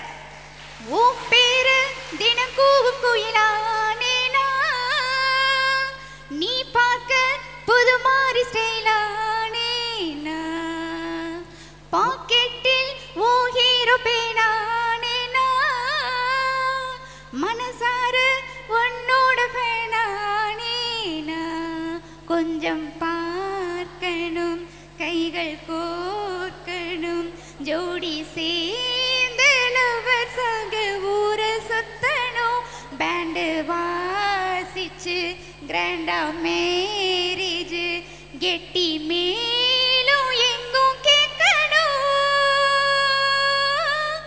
அடையா தீது என்ன ஃபீலு? இங்க அதை சொன்னா என்னை குறிச்சிருவாங்க, என்னால நீங்க ஃபெயில் இல்ல. எல்லாருக்குமே கர்ணனை தெரியும். ஏன் எல்லாருக்கும் கர்ணனை தெரியும்? ஏன் கர்ணனை தெரியும்? கொடுத்து கொடுத்து கொடுத்து கொடுத்து சிவந்த கரம். அதாவது கர்ணன் பாத்தீங்கன்னா மரண படுக்கையில இருக்காரு. அர்ஜுனன் பாத்தீங்கன்னா அந்த அம்புகளை எய்திட்டே இருக்காரு. அத்தனையும் பாத்தீங்கன்னா அவருக்கு மாலையாவே விழுது. அவருக்கு இறப்புன்னு ஒண்ணு வரவே இல்லை. எப்படா இவன் உயிரை போக்கலான்றப்ப அந்த கிருஷ்ணன் பாத்தீங்கன்னு சொன்னாக்கா அந்த ரூபம் எடுத்து போறாரு. எல்லாருமே கர்ணர் படம் பார்த்தீங்கன்னா தெரிஞ்சிருக்கும். இப்ப வந்த கர்ணன் இல்ல, சிவாஜி நடிச்ச கர்ணன், சரிங்களா? அப்ப அந்த ரூபம் எடுத்து போய் கர்ணன்ட்ட கேக்குறாரு, கர்ணா உன்கிட்டே எனக்கு ஒண்ணு வேணும், எனக்கு தருவியா, தானமா தருவியா அப்படின்றப்ப கர்ணர் ஒரு நிமிஷம் யோசிக்கிறாரு. நம்ம மாளிகையில இருந்திருந்தா கூட நம்மள்ட்ட உள்ளதை கொடுத்துருப்போம், மரண படுக்கையில இருக்கோமே, இப்ப நம்மளால ஏதோ கொடுக்க முடியும் அப்படின்னு நினைக்கிறப்ப என்ன வேணும் கேளுங்க தரேன்னு சொல்றப்ப அந்த நான் என்ன தெரியுமா கேட்பாரு, நீ வச்சிருக்கீல புண்ணியம், ஏன்னா அந்த புண்ணியம் தான் உயிரை காப்பாத்திட்டு இருக்கு. அந்த நேரத்துல உன் புண்ணியம் எல்லாத்தையும் எனக்கு தாரவாத்து கொடுத்துரு கர்ணான்றப்ப கர்ணா அப்படியே சிரிக்கிறாரு. எங்க என்கிட்ட இல்லாத ஒரு விஷயத்த நீ கேட்டுருவியோன்னு நினைச்சு ஒரு நிமிஷம் நான் பதபதச்சு போயிட்டேன். என் புண்ணியம் தானே வேணும், இந்தா எடுத்துக்கன்னு சொல்லி அந்த புண்ணியத்தை எப்படி தெரியுமா கொடுத்தாரா, தன்னுடைய மார்பு பகுதியிலேருந்து, அதாவது இடது பக்கத்துல மார்பு பகுதியிலேருந்து அந்த ரத்தத்தை எடுத்து கிருஷ்ணனுடைய கையில பாத்தீங்கன்னா வச்சாராம்.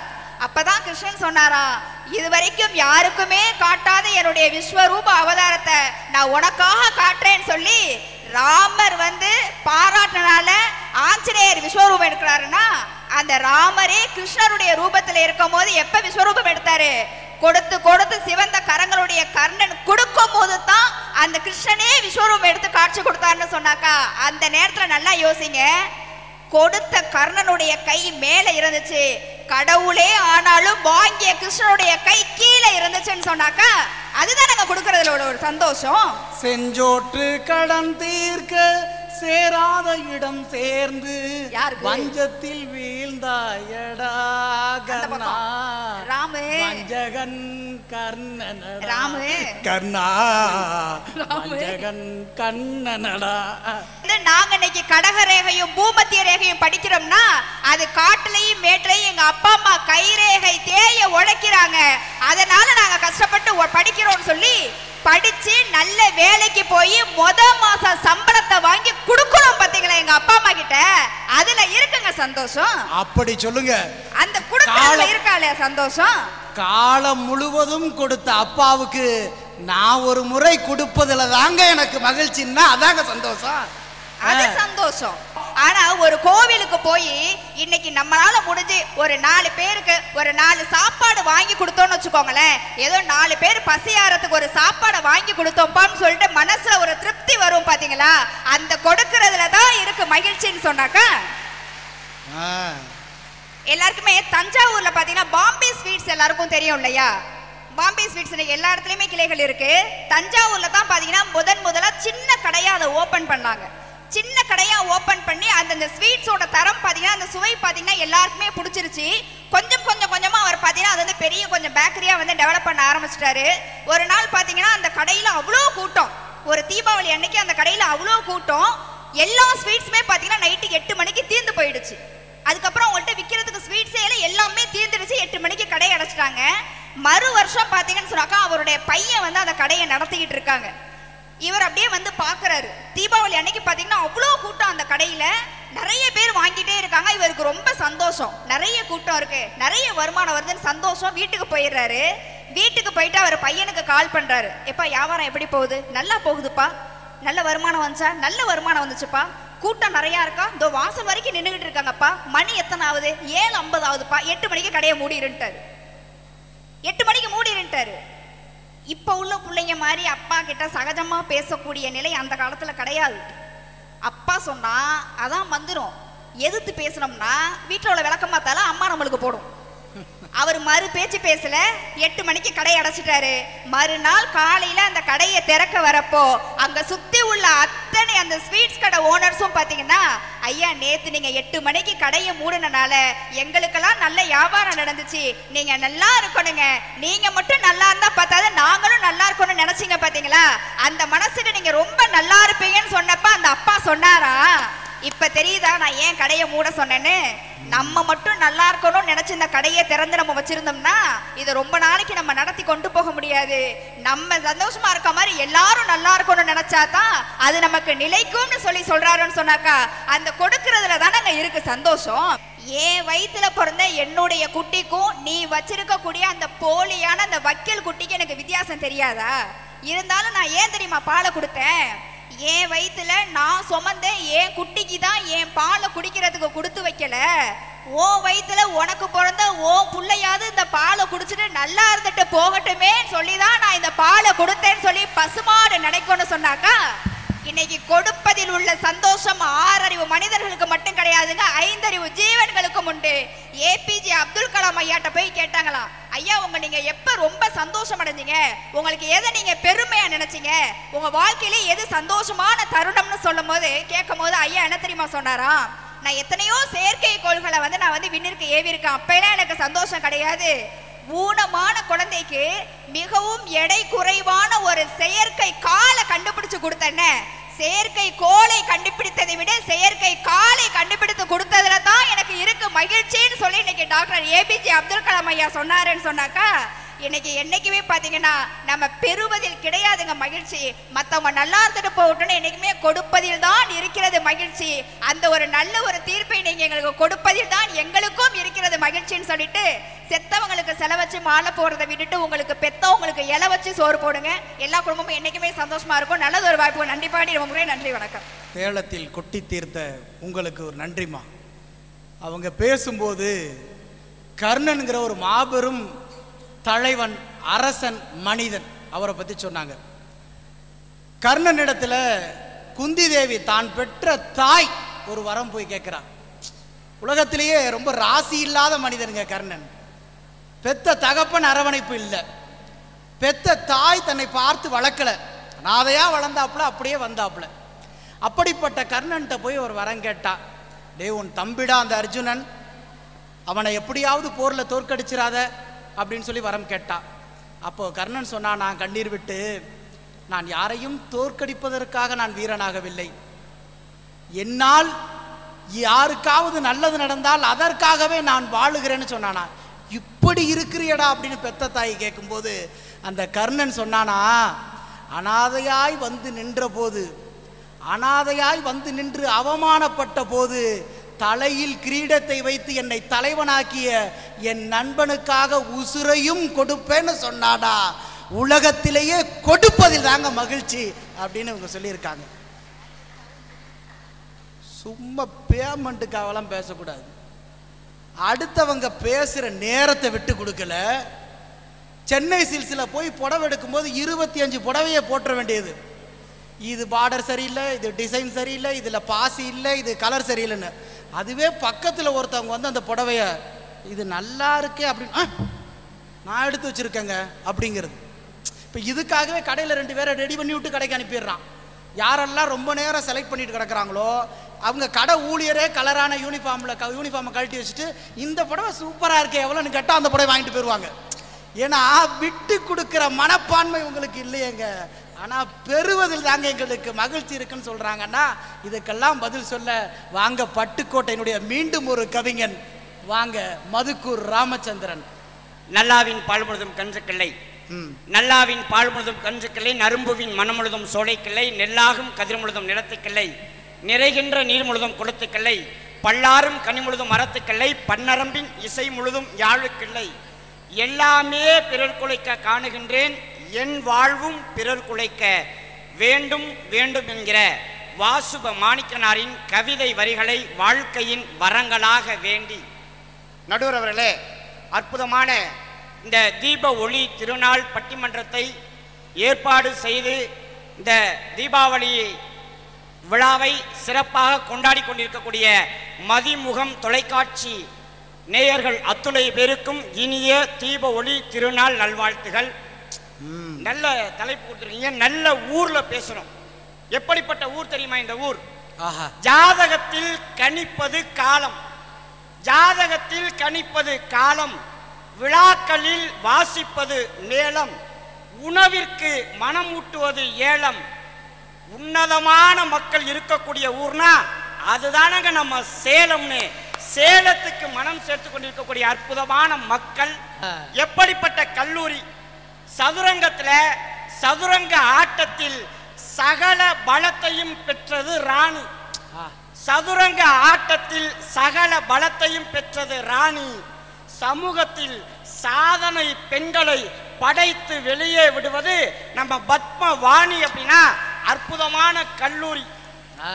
சேலத்துக்கு அழகு மாம்பழமா, சேலத்துக்கு அழகு மாம்பழமா, கொஞ்சம் பத்மவாணி கல்லூரி வந்து பாருங்கள்.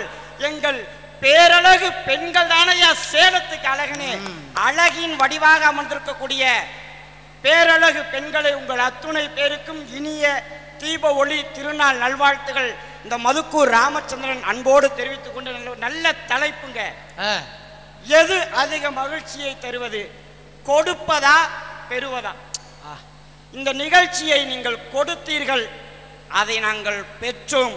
எங்களுக்கு நீங்க கொடுத்ததை விட நாங்க இந்த நிகழ்ச்சியை வாங்கினதால தான் எங்களுக்கு மகிழ்ச்சி. அருமை அருமை. நாங்க பெறுறோம் அப்படின்னு பேச வந்திருக்கிறோம். பேசி முடிச்சோன்னா பேமெண்ட் தருவீங்க, அதை நாங்க வாங்கிக்கிறோம். கொடுக்கணும்னு பேச வந்திருக்காங்கல்ல, அவங்க பேமெண்ட்டையும் எங்களுக்கே கொடுங்க என்பதை தாழ்மையோடு வைத்து விட்டு அந்த அம்மா வந்தாங்க. கொடுப்பது எவ்வளவு சிறந்தது தெரியுமா? ஆனா ஒண்ணுங்க, வெள்ளையா இருக்கிறவன் எது சொன்னாலும் உண்மையாத்தான் இருக்கும்னு நம்புற கூட்டம் இன்னும் நம்ம தமிழ்நாட்டில் இருக்கியா? ஏறி நின்னவன அந்த பாட்டிலை எடுத்து கொடுமான்னு கேட்டேன். 5 ரூபா வாட்டர் பாட்டிலையே கொடுக்காத நீங்க தான் வாழ்க்கையில கொடுக்கறத பத்தி பேசிட்டு இருக்கிறீங்க. காலையில டிஃபன் சாப்பிடும் போது ஏமா உனக்கு தெரியாம 2 வடை வச்சுட்டாங்கம்மா, 1 வடை எனக்கு கொடுங்கம்மான்னு உடனே அந்த வடை எடுத்து கடிச்சிட்டு மறுபடியும் வச்சிருச்சுங்க. அப்பதான் கேட்க மாட்டாங்க. இவங்க கொடுப்பதுல மகிழ்ச்சியா, நீங்க கொடுக்கறதுல மகிழ்ச்சின்னு பேச வந்திருக்கிறீங்க. வாத்தி படம் எத்தனையோ கருத்துக்களை நமக்கு சொல்லி கொடுத்துச்சுங்க. ஆசிரியர் நினைச்சா இந்த சமூகத்தில் எதையும் மாற்ற முடியும்னு சொல்லி கொடுத்துச்சு. அந்த படத்துல இந்த அம்மா அதையெல்லாம் விட்டுச்சு. இது என்ன ஃபீலு, உன்னால நான் ஃபெயிலு. அம்மா அது ஃபீல் இல்லம்மா, கொரோனாவோட சிம்டமா இருக்கும், போய் நல்லா செக் பண்ணிப்பாரு. வந்து நின்றுக்கிட்டு வாழ்க்கையில எவ்வளவோ கற்றுக் கொடுக்க இருக்குதுங்க. ஒன்றும் இல்லை நடுவர்களே, நாம் எதை விரும்புகிறோம்? ஒரு குடும்பம்னு அமைஞ்சா நல்ல மனைவி அமையணும்னு ஆசைப்படுறோம், நல்ல பிள்ளைகள் அமையணும்னு தான் ஆசைப்படுறோம். நல்ல மனைவியை கொடுக்கணும்னு ஆசைப்படுறோமா? என்னைக்காவது இல்ல. யோசிச்சு பாருங்க. ஒண்ணு நீங்க கொடுக்க ஆசைப்படுறீங்களாமா? நீங்க கொடுக்க ஆசைப்படுறீங்களே, எந்த பெண்களாவது கணவனுடைய அக்கா தங்கச்சிக்கு கொடுக்க ஆசைப்படுறீங்களா? நான் இங்க இருக்கிற பெண்களை சொல்லல, ஊர்ல அமைதியா இருந்து வேடிக்கை பார்த்துட்டு என் மனைவியை பத்தி தான் சொல்றேன். ஏன்னா இங்க இருந்து பேசினாதான் என் மனைவிக்கு கேட்காதுன்ற தைரியத்துல பேச வந்திருக்கிறேன். என் கூட பிறந்த அக்காங்க, அக்கான்னு கூட சொல்லக்கூடாது, என்னைய சுமக்காத இன்னொரு தாய் என் அக்கா. அதோட பிள்ளைக்கு ஃபீஸ் கட்டணும்னு இந்த ஜூன் மாதம் 10ஆம் தேதி வந்து தம்பி ஒரு 10,000 பணம் இருந்தா குறான்னு கேட்டுச்சுங்க. பட்டிமன்றம் போய் சேர்த்து வச்ச காசு 30,000 பையில வச்சிருக்கிறேன். எங்க அக்கா 10,000 கேட்டுச்சு. கொடுக்க முடியுமா? கொடுத்துவிட்டு தான் இருக்க முடியுமா? பொண்டாட்டி பக்கத்திலேயே நிக்கிறா. அது வரைக்கும் கொல்ல பின்னாடி நின்ன என் மனைவி எங்க அக்கால பார்த்தோன்னு விளக்கமாத்த தூக்கிட்டு வந்துட்டாங்க. கூட்டுன வாசலையே கூட்டுறாங்க. கூட்டுன வாசலையே கூட்டிட்டு போய் என் மனைவி கிட்ட நான் பர்மிஷன் கேட்கிறேன். ஏமா அக்கா பிள்ளைக்கு ஃபீஸ் கட்டணும் 10,000 கேட்குது, கொடுக்கவான்னு கேட்டா என்ன சொல்லணும்? குடுன்னு சொல்லணும், இல்ல இல்லன்னு சொல்லணும். அதுதானே சொல்லணும். நான் கொடுக்கவான்னு கேட்கிறேன். அதுக்கு என் மனைவி குடு குடு குடு குடு குடு வாங்காசு உங்க அக்கா குடு. இப்ப இவ குடுங்கிறாளா இல்ல குடுக்க வேணாங்கிறாளா? கன்ஃபியூஷன்ல ஓடுதுங்க கட்டின புருஷனோட வாழ்க்கை. இன்னைக்கு நீங்க கொடுக்கற லட்சணம் இதுதான். நல்ல பிள்ளைகளுக்கு நல்ல அறிவை கொடுக்க முடியுதாங்க இன்னைக்கு உங்களால? ஒரு வீட்டுல அப்பாவுக்கு அம்மாவுக்கு சரியான சண்டை. அப்பா ஊமை குத்து வாங்கிட்டு வெளியில வர்றாரு, பையன் வெளியில திட்டு வாங்கிட்டு வீட்டுக்குள்ள வர்றான். என்னடா பிள்ளை நம்மள மாதிரி திட்டு வாங்கிட்டு வரானேன்னு அப்பா கேட்கிறாரு, ஏன்டா அழுதுகிட்டே வரனே? அதுக்கு அந்த பையன் சொன்னா, ஒன்றும் இல்லப்பா, எழுத்த விட்டு பையனை கண்ணா முன்னாடி திட்டான், அதுக்கு அர்த்தம் தெரியலப்பான்னா. என்னடா சொல்லி திட்டினா? நாய், பேய், தண்டம், உண்டம், நீ எல்லாம் ஏன்டா உயிரோடு இருக்கிற, பேசாம விஷத்தை குடிச்சு சாவிடான்னு சொல்லி திட்டுறான். இதுக்கெல்லாம் என்ன அர்த்தம்னு தெரியலப்பான்னா. ஒண்ணும் இல்லடா, இந்த வீட்டுக்காக நாயா உழைக்கிறோம் பாத்தியா, நான் தாண்டா நாயினாரு. பேயினா என்னப்பான்னு கேட்டான். எவ்வளவு கொண்டாந்து கொடுத்தாலும் பத்தலன்னு சொல்றால உங்க அம்மா தாண்டா பேயினார். அப்ப தண்டம்னா என்னப்பான்னு கேட்டான். எப்ப பார்த்தாலும் நம்ம வீட்டுக்கு உங்க அம்மாவோட சொந்தக்காரங்க பூரா வர்றாங்கல்ல, அவங்க தாண்டா தண்டம்னாரு. முண்டம்னா என்னப்பான்னு கேட்டான். அவங்க உட்காரத்துக்காக இந்த சோபாலாம் வாங்கி போட்டிருக்கானே அதுதான்டா முண்டம்னாரு. விஷம்னா என்னான்னு கேட்டான். உங்க அம்மா காலையில காப்பியா டீயான்னு கண்டுபிடிக்க முடியாத மாதிரி ஒன்று போடுறாள்ல அதுதான்டா விஷம்னு சொல்லிட்டு இவர் வெளியில கிளம்பிட்டார். போன 10 நிமிஷத்துல சொந்தக்காரங்க வீட்டுக்கு வர்றாங்க. நம்ம பையன் வரவேற்கிறான் பாருங்க. வாங்க தண்டங்களா வாங்க, வந்து முண்டத்துல உட்காருங்க. நாய் இப்பதான் வெளியில போனுச்சு, பேய் உள்ள கிச்சன்ல சமைச்சுக்கிட்டு இருக்குது. குடிக்க கொஞ்சம் நூண்டு விஷம் கொண்டாந்து தரட்டுமான்னு கேட்டான்.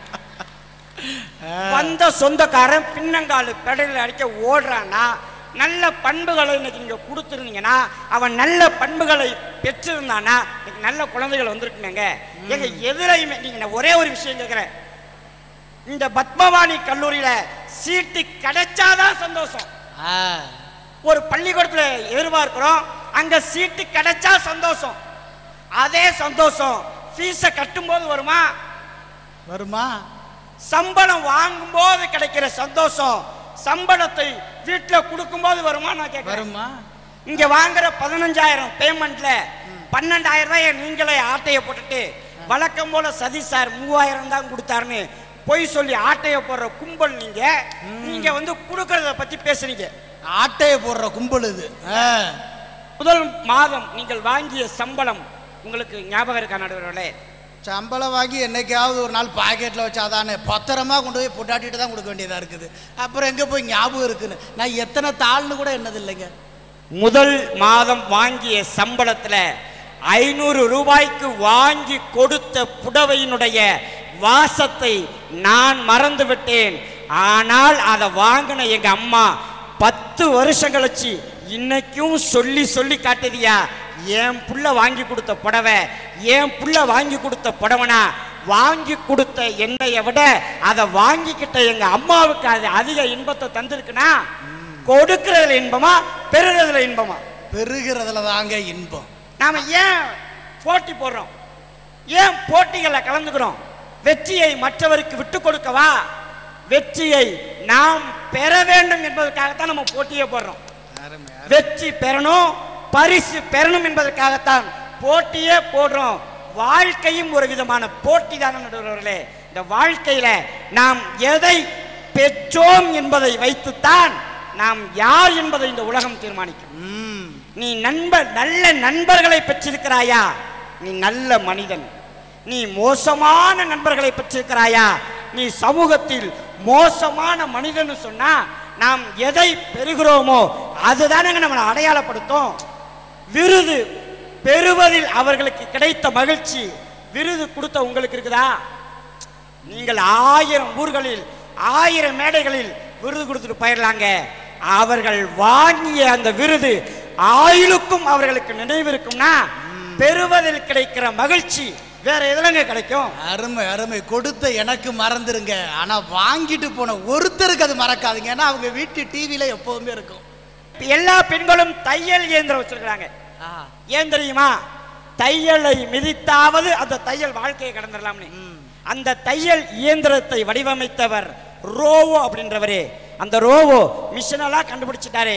ஆனா ஊசியை எப்படி வைக்கிறதுன்னு அவரால் கண்டுபிடிக்க முடியல. என்னென்னவோ முயற்சி பண்றாரு, ஊசி வைக்க முடியல. ஒரு நாள் தூங்கிட்டு இருக்கும்போது கனவு வருது. அந்த கனவுல ரோவோ படுத்திருக்கிறார்.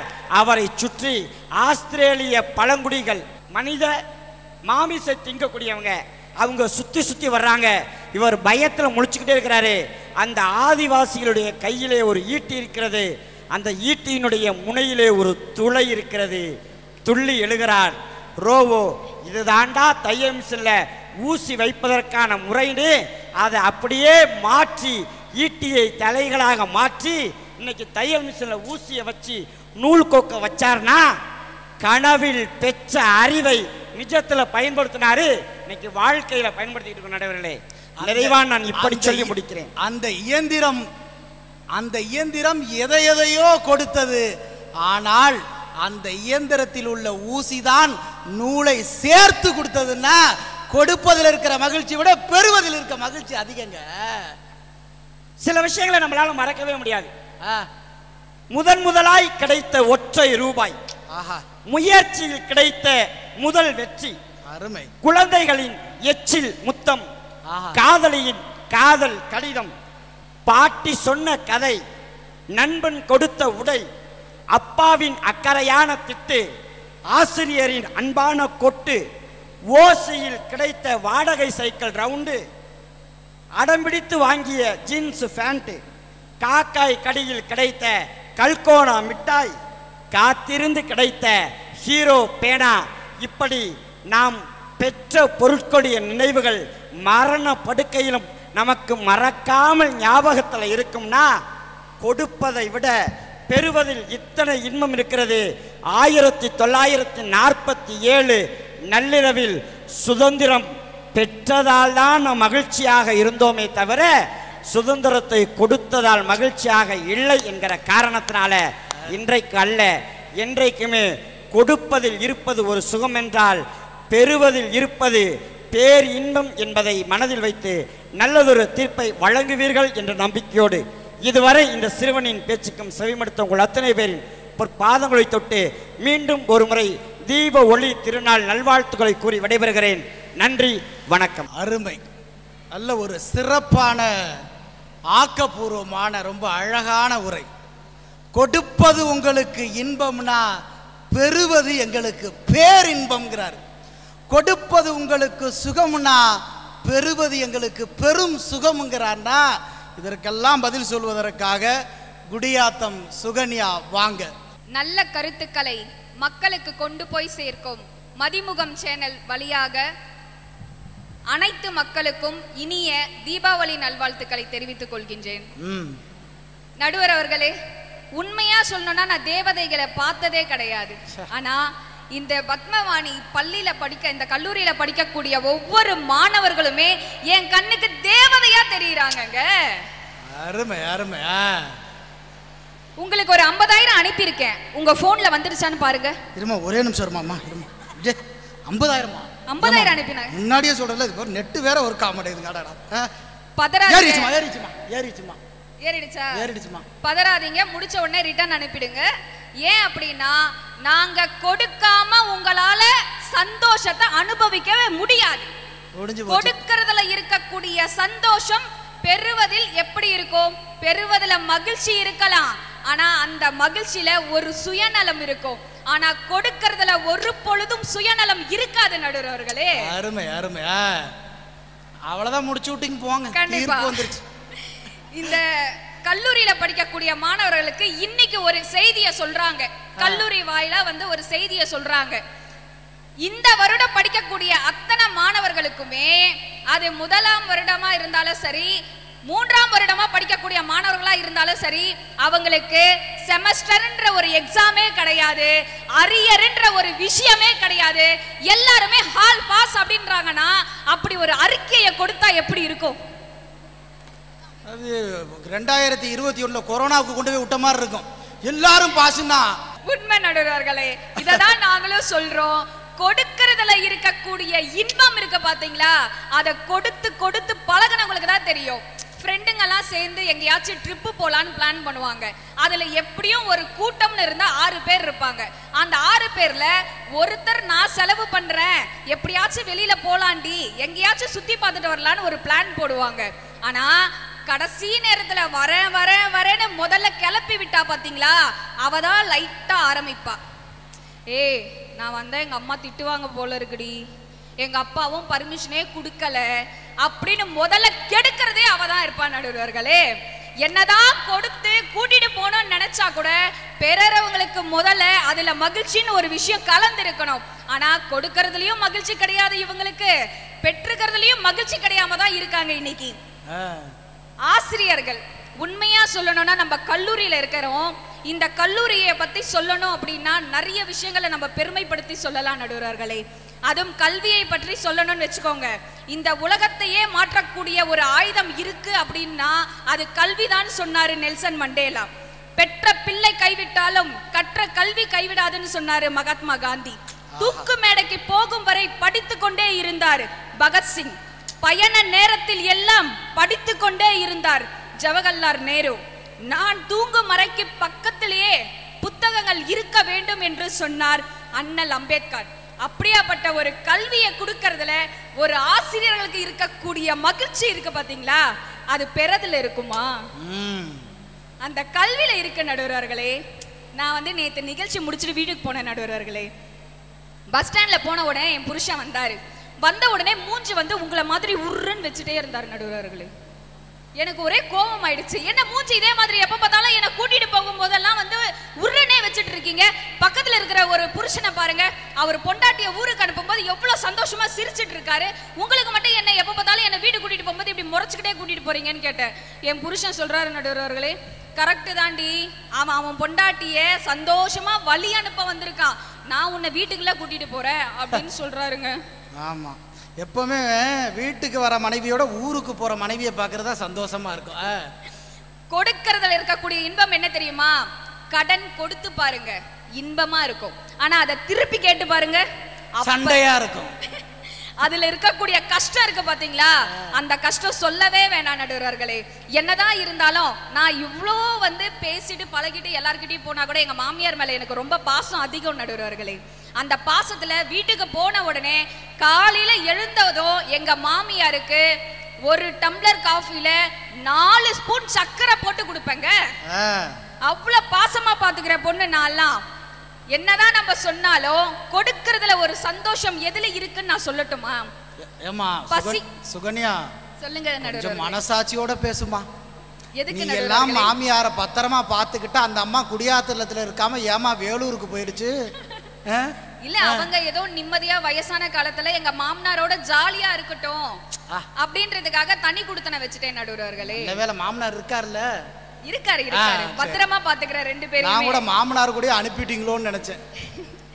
உண்மையா சொல்லணும்னு வச்சுக்கோங்களேன், நம்ம வழியில நடந்து போய்கிட்டு இருக்கும் போது ஒரு வயதானவங்களோ இல்ல பச்சிலம் குழந்தையா கூட இருக்கட்டும்ங்க, அந்த குழந்தை பசியில துடிக்கும் போது நம்மளையே அறியாம சாப்பாடு வாங்கி கொடுத்து அவங்க பசிய கண் முன்னாடி போக்கி பாருங்க, அதுல கிடைக்கக்கூடிய சந்தோஷம் பெறறதுல கிடைக்காது நடுவர்களே. ஆமா, இன்னும் சொல்லணும்னு வச்சுக்கோங்க, அம்மாவை பத்தி எல்லாருமே பேசினாங்க. உண்மைங்க, நாம என்னதான் வந்து அம்மாவை பத்தி 1000 விஷயங்கள் சொன்னா கூட உயர்வா சொல்லணும்னு வச்சுக்கோங்களேன், ஒரு அன்னைய பத்தி காலம் முழுக்க, ஏன் அவ கல்லறைக்கு போய் சேர்ற வரைக்கும் கூட ஒரு தாய் தாம் பெற்றெடுத்த குழந்தைக்காக கடைசி மூச்சும் கடைசி ரத்தமும் இருக்கிற வரைக்கும் தன்னுடைய வாழ்க்கைய குழந்தைகளுக்காக தியாகம் பண்ணிட்டு போறா. அவளுடைய வாழ்க்கைய குழந்தைகளுக்கு கொடுக்கறாங்க. பிறந்த உடனே தன்னுடைய ரத்தத்தை உங்களுக்கு பாலா கொடுக்கறா. நீங்க நைட்டெல்லாம் தூங்காம கண் விழிச்சிட்டு இருக்கும் போது தன்னுடைய தூக்கத்தை உங்களுக்காக தானமா கொடுக்கறா. தனக்கு பிடிச்ச உணவை குழந்தைக்கு பிடிச்சிருக்கேன்றதுக்காக தனக்கு பிடிச்ச உணவை கூட மறந்துட்டு குழந்தைக்கு கொடுத்து அந்த உணவு கூட தான் சாப்பிடாம விட்டு கொடுக்கறா. ஒரு கட்டத்துக்கு மேல நாம என்னதான் சம்பாதிச்சு சேர்த்தாலும் நம்ம குழந்தை நல்லா இருக்கணும்ன்ற ஒரு காரணத்துக்காக சம்பாதிச்ச மொத்த சொத்தையும் வித்து குழந்தைக்கு கொடுக்கறாங்க. அப்படியாப்பட்ட ஒரு அன்னை கொடுத்து கொடுத்து கொடுத்து ஓஞ்சு போயிருக்கா. அப்படியாப்பட்ட கொடுக்கறத பத்தி பேசணும்ல, பிறதுல என்னங்க இன்பம் இருக்கு? சுயநலம் மட்டும்தான் இருக்கும் நடுவர்களே, வேற எதுவுமே இருக்காது. இதுக்கும் மேல கொடுத்து கொடுத்து சிவந்த ஒரு கரத்தை நான் சொல்லட்டுமா? சொல்லுங்க. ஐயா விஜயகாந்த் ஐயாவை பத்தி நம்ம சொல்றோம் எல்லாருமே, ஆனா தான் கூட வேலை செஞ்ச ஒவ்வொரு கலைஞனுமே பசியில துடிக்க கூடாதுன்றதுக்காக தன்னுடைய சம்பளத்துல பாதிய என் கூட வேலை செய்யறவங்க பசிய போக்குறதுக்காக கொடுங்கன்னு சொல்லிட்டு கொடுத்தாரு பாத்தீங்களா? அப்படியாப்பட்ட கொடுத்து செவந்த விஜயகாந்த் சாரை பத்தி சொல்லணும்னா இன்னைக்கும் மக்கள் அவரை நினைச்சுக்கிட்டு தானே இருக்காங்க. ஏழைகள் வாழ நீ செய்த யாகம் என்னென்னவென்று எங்கே சொல்வேன், அன்பாளே சேர்ந்த நெஞ்சங்கள் வாழ நீ செய்த தியாகம் எங்கே சொல்வேன், இன்றைக்கும் என்றைக்கும் நீ எங்கள் நெஞ்சத்தில் அன்புக்கும் பண்புக்கும் நீ அந்த சொர்க்கத்தில் மன்னவன் காவிய நாயகனே, என் உயிர் தேசத்து காவலனே, வாடிய பூமியில் கார்முகிலாய் மழை தூவிடும் உன் புகழ் வாழியவே. மெரினா கடற்கரை மெட்ராஸே நிறைந்ததுனா அவர் ஒரு நல்ல நடிகர் என்பதற்காக அல்ல, அவர் ஒரு நல்ல மனிதர் என்பதற்காக. நிறைய சம்பாதித்தார் என்பதற்காக அல்ல, நிறைய கொடுத்தார் என்பதற்காக, நிறைய மனிதர்களை சேர்த்து வைத்தார் என்பதற்காக. அத்தனை லட்சம் மக்கள் கூடியிருக்கான்னா அப்படி கொடுத்து வாழணுங்க. அருமை. கண்டிப்பா அப்படியாப்பட்ட கொடுத்து மக்களுக்காக வாழ்ந்தவர்களை மட்டும்தாங்க வரலாற்றுல ஞாபகம் வச்சுப்பாங்க. நீங்க எந்த வரலாறா இருக்கட்டும், ஏன் மக்கள் கிட்ட பேச்சு வார்த்தையில இருக்கக்கூடிய வார்த்தையா கூட இருக்கட்டும்ங்க, அதுல யார தெரியுமா ஞாபகம் வச்சுப்பாங்க? நீங்க வாங்கிக்கிட்டவங்களையா ஞாபகம் வச்சுக்கிறாங்க? கொடுத்து கொடுத்து அனைவரையும் சந்தோஷப்படுத்திய அத்தனை தலைவர்களையும் தான் மனசுல எல்லா மக்களும் பதிய வச்சிருப்பாங்களே தவிர, கொடுத்தவங்களை மனசுல வச்ச மாதிரி பெற்றவங்க யாராச்சும் ஒருத்தங்க பேரை சொல்லுங்க பாப்போம். கொடுத்தவங்களுக்கு இருக்கக்கூடிய வரலாறு பெருசுங்க. அத சொல்லணும் அப்படின்னா நீண்டுகிட்டே போகும். நிறைவாக இந்த செய்தியை சொல்லிட்டு நான் முடிச்சுக்கிறேன் நடுவர் அவர்களே. அப்படி முடிங்க. மயிலுக்கு போர்வை கொடுத்தார் போகன். முல்லை கொடிக்கு படர்வதற்காக தேரையே கொடுத்தார் பாரி. அரியான் நெல்லிக்கனிய ஔவையாருக்கு கொடுத்தார் அதியமான். ஏன் அந்த நெல்லிக்கனிய அத சாப்பிட்டாக்கா சாகாம வரம் நம்ம கண்டிப்பா கிடைக்கும் தெரியும் அவருக்கு. ஆனா அந்த நெல்லிக்கனிய ஔவையாருக்கு கொடுத்த அந்த மிகப்பெரிய மனிதரை தான் நாம ஞாபகம் வச்சுக்கிறோமே தவிர, அதை பெற்றவர்களை ஒருபோதும் நாம ஞாபகத்துல வச்சுக்கிறது இல்லை நடுவர்களே. நிறைவாக சொல்றேன், அழிவை தருவது ஆணவம், ஆபத்தை தருவது கோபம், இருக்க வேண்டியது பணிவு, இருக்க கூடாதது பொறாமை, கண்கண்ட தெய்வம் பெற்றோர்கள், செய்ய வேண்டியது உதவி, செய்ய கூடாதது துரோகம், நம்ப கூடாதது வதந்தி, மறக்க கூடாதது நன்றி, மிகவும் கொடிய நோய் பேராசை, மிகவும் பெரிய வெகுமதி மன்னிப்பு. வாழ்க்கையில் நமக்கு தவறு செய்தவர்களை மன்னிப்போம்.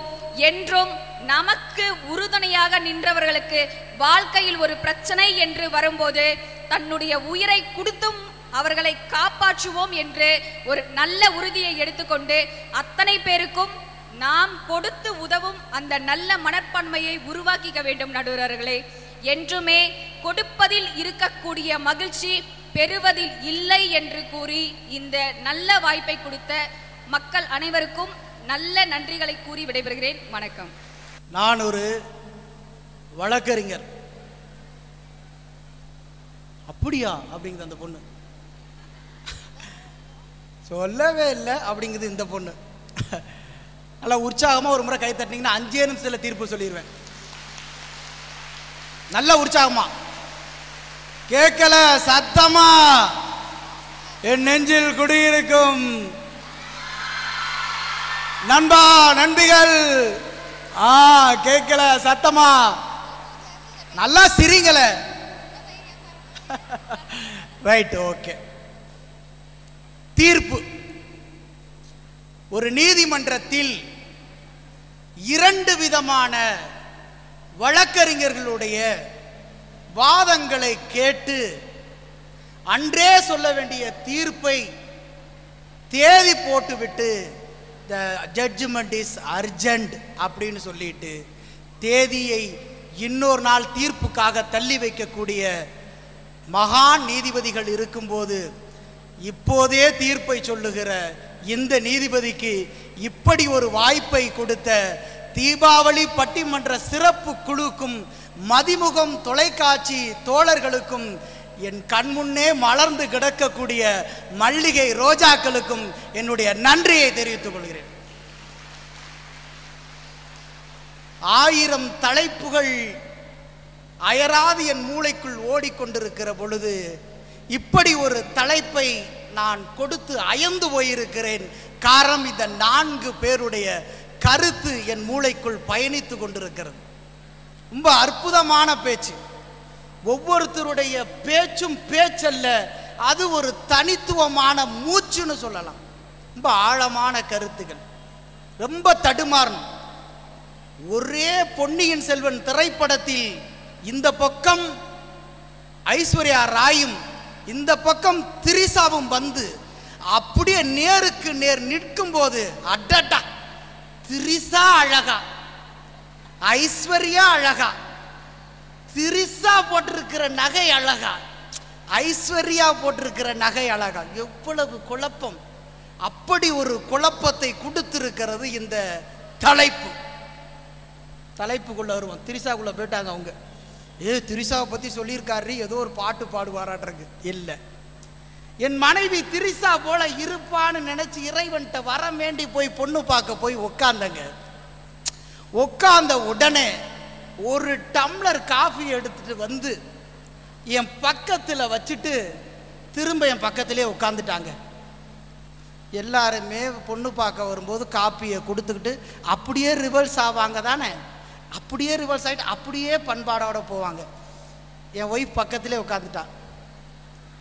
இந்த காப்பியை குடிச்சுவிட்டு எப்படி இருக்குன்னு சொல்லுங்க, காப்பிக்காவது என்னை கட்டிட்டு போங்க, இல்லை என்னை காப்பி அடிக்கவாவது கட்டிட்டு போங்க. வாழ்க்கையில் உங்களுக்கெல்லாம் எதுக்குங்க அடிமையாக இருக்கணும்னு சொன்னா என் மனைவி. வேற ஒருத்தனா ஓடிட மாட்டானா? வேற ஒருத்தனா ஓடிட மாட்டானா? உண்மையிலேயே பெண்களுக்கும் பெண்ணுரிமைக்கும் முக்கியத்துவம் கொடுக்கக்கூடிய நான் எப்போது என் பக்கத்தில் வந்து உட்கார்ந்தாலோ அவள்தான் என்னுடைய பார்வதி, அவள்தான் என்னுடைய செல்லம்மா என்று முடிவெடுத்தேன். கொடுத்த இறைவனை விட 10 ஆண்டுகள் கொடுப்பனையோடு வாழுகிற வாழ்க்கை எனக்கு மகிழ்ச்சியா இருக்குங்க. நல்ல மனைவியை கொடுத்தது இறைவனா என் மாமியாரான்னு எனக்கு தெரியாது, ஆனால் நல்ல மனைவி எனக்கு கிடைச்சதுனால மகிழ்ச்சின்னா இந்த தலைப்புக்குள்ளே இப்படியே டிராவல் பண்ணிடுவேன், இந்த பக்கம் சாஞ்சிருவேன்.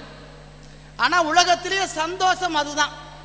அப்பா வீட்டுக்குள்ளே வரும்போது கஷ்டப்பட்டிருப்பாரு, கவலைப்பட்டிருப்பாருன்னு ஓடி இருப்போம், ஏங்கி இருப்போம். ஆனால் அப்பா கையில் என்ன இருக்குது, அது எப்போ நம்ம கைக்கு கிடைக்குங்கிற சந்தோஷம் நமக்கு இருக்கும். தீபாவளிக்கு முதல் நாள் அப்பா துணி எடுத்துகிட்டு வர வரைக்கும் காத்திருப்பா. அடடா, அப்பா இப்போ சாயந்தரம் 6 மணிக்கு வருவார். அப்பா எப்பப்பா வரீங்க? இருசாமி டிராஃபிக்கில் இருக்கேன், இருசாமி வந்துக்கிட்டு இருக்கேன். அப்பா வந்தோடனே 4 குச்சி பையோட உள்ள நுழைஞ்சோடனே குச்சி பையை எடுத்து கொண்டு கொட்டி, இது தங்கச்சிக்கு, இது தம்பிக்கு, இது அண்ணனுக்கு, இது மாமாவுக்கு, இது அக்காவுக்கு, இது எனக்கு அப்படின்னு எடுத்து பார்க்கும்போது கொடுப்பதில் இருக்க சந்தோஷத்தை விட அதை பெறுவதில் இருக்கக்கூடிய சந்தோஷம் அதிகங்க. கொடுக்குறமான அப்படி இவங்க பேசுகிறாங்கல்ல, நாங்கள் அன்பை கொடுக்குறோம், பாசத்தை கொடுக்குறோம், காசு கொடுக்குறோம். வாங்கின காசை கூட ராமச்சந்திரனை கூட கொடுப்பாங்களா? இப்போ நான் 5000 ரூபா பேமெண்ட்டு கொடுத்தேன்னா உடனே யோகா வந்து, சார் 500 ரூபா கம்மியாக இருக்குது சார். இப்படி பெறுவதில் இருக்கக்கூடிய மகிழ்ச்சியை மனசில் வச்சுக்கிட்டு கொடுப்பதில் இருக்கிற மகிழ்ச்சினா யோசிச்சு பாருங்க. கொஞ்சம் சந்தேகத்தோட தான் இந்த தீர்ப்பை நான் அணுகணும். இருந்தாலும் இப்போது நான் நீதிபதி, சரியான தீர்ப்பை சொல்லணுமா இல்லையா? பெறுவதில் ஆனந்தம் இருக்குங்க, இல்லைன்னு நான் சொல்லவே இல்லை. கூகுளில் நீங்கள் எதை போய் தேடினாலும் கிடைக்குங்க. கூகுளில் நீங்கள் எதை போய் தேடினாலும் கிடைக்கும். என் மனைவி தற்போது எங்கே இருக்கிறான்னு தேடினா கூட கிடைக்குதுங்க. நான் லாகின் பண்ணியிருக்கேன் ப்ரொஃபைல். என் மனைவி என்ன சமைச்சிக்கிட்டு இருக்கான்னு கேட்டால் கூட தெரியுதுங்க. ஏன்னா அவள் சமைச்ச உடனே ஃபேஸ்புக்கில் போட்டுருவான். அன்றைக்கி அப்படி தான் ஃபேஸ்புக்கில் போட்டிருந்தா, நான் ரசம் வைத்தேன், 1000 பேர் லைக் செய்தார்கள், இதை பற்றி நீங்கள் என்ன மாமா சொல்கிறீங்கன்னு சொன்னப்போ நான் சொன்னேன், அவெல்லாம் ரசம் வச்ச குண்டான மட்டும்தாண்டி பார்த்தான், நான் ரசத்தையே குடிச்சு பார்த்த வேண்டி நான் எப்படி சொல்ல முடியும்? அப்படி கூகுளில் போய் நீங்கள் எதை தேடினாலும் கிடைக்குங்க. ஆனால் அதை விட 4000 ஆண்டுகளுக்கு முன்பாக வந்த ஒரு கூகுள் இருக்கு. என்ன கூகுள் தெரியுமா? அந்த கூகுளினுடைய பெயர் தான் திருக்குறள். நீங்க எதை தேடினாலும் கிடைக்குங்க. இன்பமா கிடைக்கும், காமமா கிடைக்கும், அழகா கிடைக்கும், நட்பா கிடைக்கும், உறவா கிடைக்கும், சொந்தமா கிடைக்கும், அறிவா கிடைக்கும், கல்வியா கிடைக்கும், கல்லாமையா கிடைக்கும், எல்லாமே இருக்குங்க. 133 அதிகாரத்தை தயாரித்து கொடுத்த திருக்குறள்ங்கிற அந்த கூகுள் நிறுவனத்துடைய CEO யார் தெரியுமா? நம்ம வள்ளுவர் தான். அந்த CEOவை கொண்டாடுகிற இந்த உலகத்தில் அந்த மனுஷன் இந்த உலகத்தையே 2 அடியில் அளந்ததாகவும் 8 லட்சத்துக்கும் மேல் பல 100 கருத்துக்களை கொண்டதாகவும் இன்னும் பல 100 ஆராய்ச்சியாளர்கள் அதை ஆராய்ந்து கொண்டிருக்கிறார்கள் என்றாலும் கூட அந்த திருவள்ளுவன் பெறுவது அப்படிங்கிறது ஒரு குறள் கூட எழுதலைங்க. போய் பாருங்க, 133 அதிகாரம், ஒரு திருக்குறளை கூட பெறுவது மகிழ்ச்சின்னு எழுதவே இல்லைங்க. ஏன்னா கொடுப்பதுதான் வீரம், கொடுப்பதுதான் பண்பு, கொடுப்பவர்கள் தான் தமிழர்கள், பெறுபவர்கள் தமிழர்கள் கிடையாது. எதையுமே கொடுப்பவர்கள் தமிழர்கள் என்று உணர்ந்ததாலே பெறுவதில்னு ஒரு திருக்குறள் கூட எழுதலைங்க. ஆனா அப்படியாப்பட்ட ஒரு மனுஷன் எழுதியிருக்கான் பாருங்க. ஈகைங்கிற 23வது அதிகாரத்துல, அதிகாரத்துக்கு 10 குறளுங்கிறது உங்களுக்கு தெரியும். ஈகைங்கிற 23 10 குறள் அல்ல, 10 விதமான வாழ்க்கையை சொல்லி இருக்காங்க. என்ன அழகா சொல்றான். கொடுப்பது அழுக்கறுப்பான் சுற்றம், உடுப்பதும் உண்பதும் இன்றி கெடுங்கிறான். கொடுப்பது அழுக்கறுப்பான் சுற்றங்க.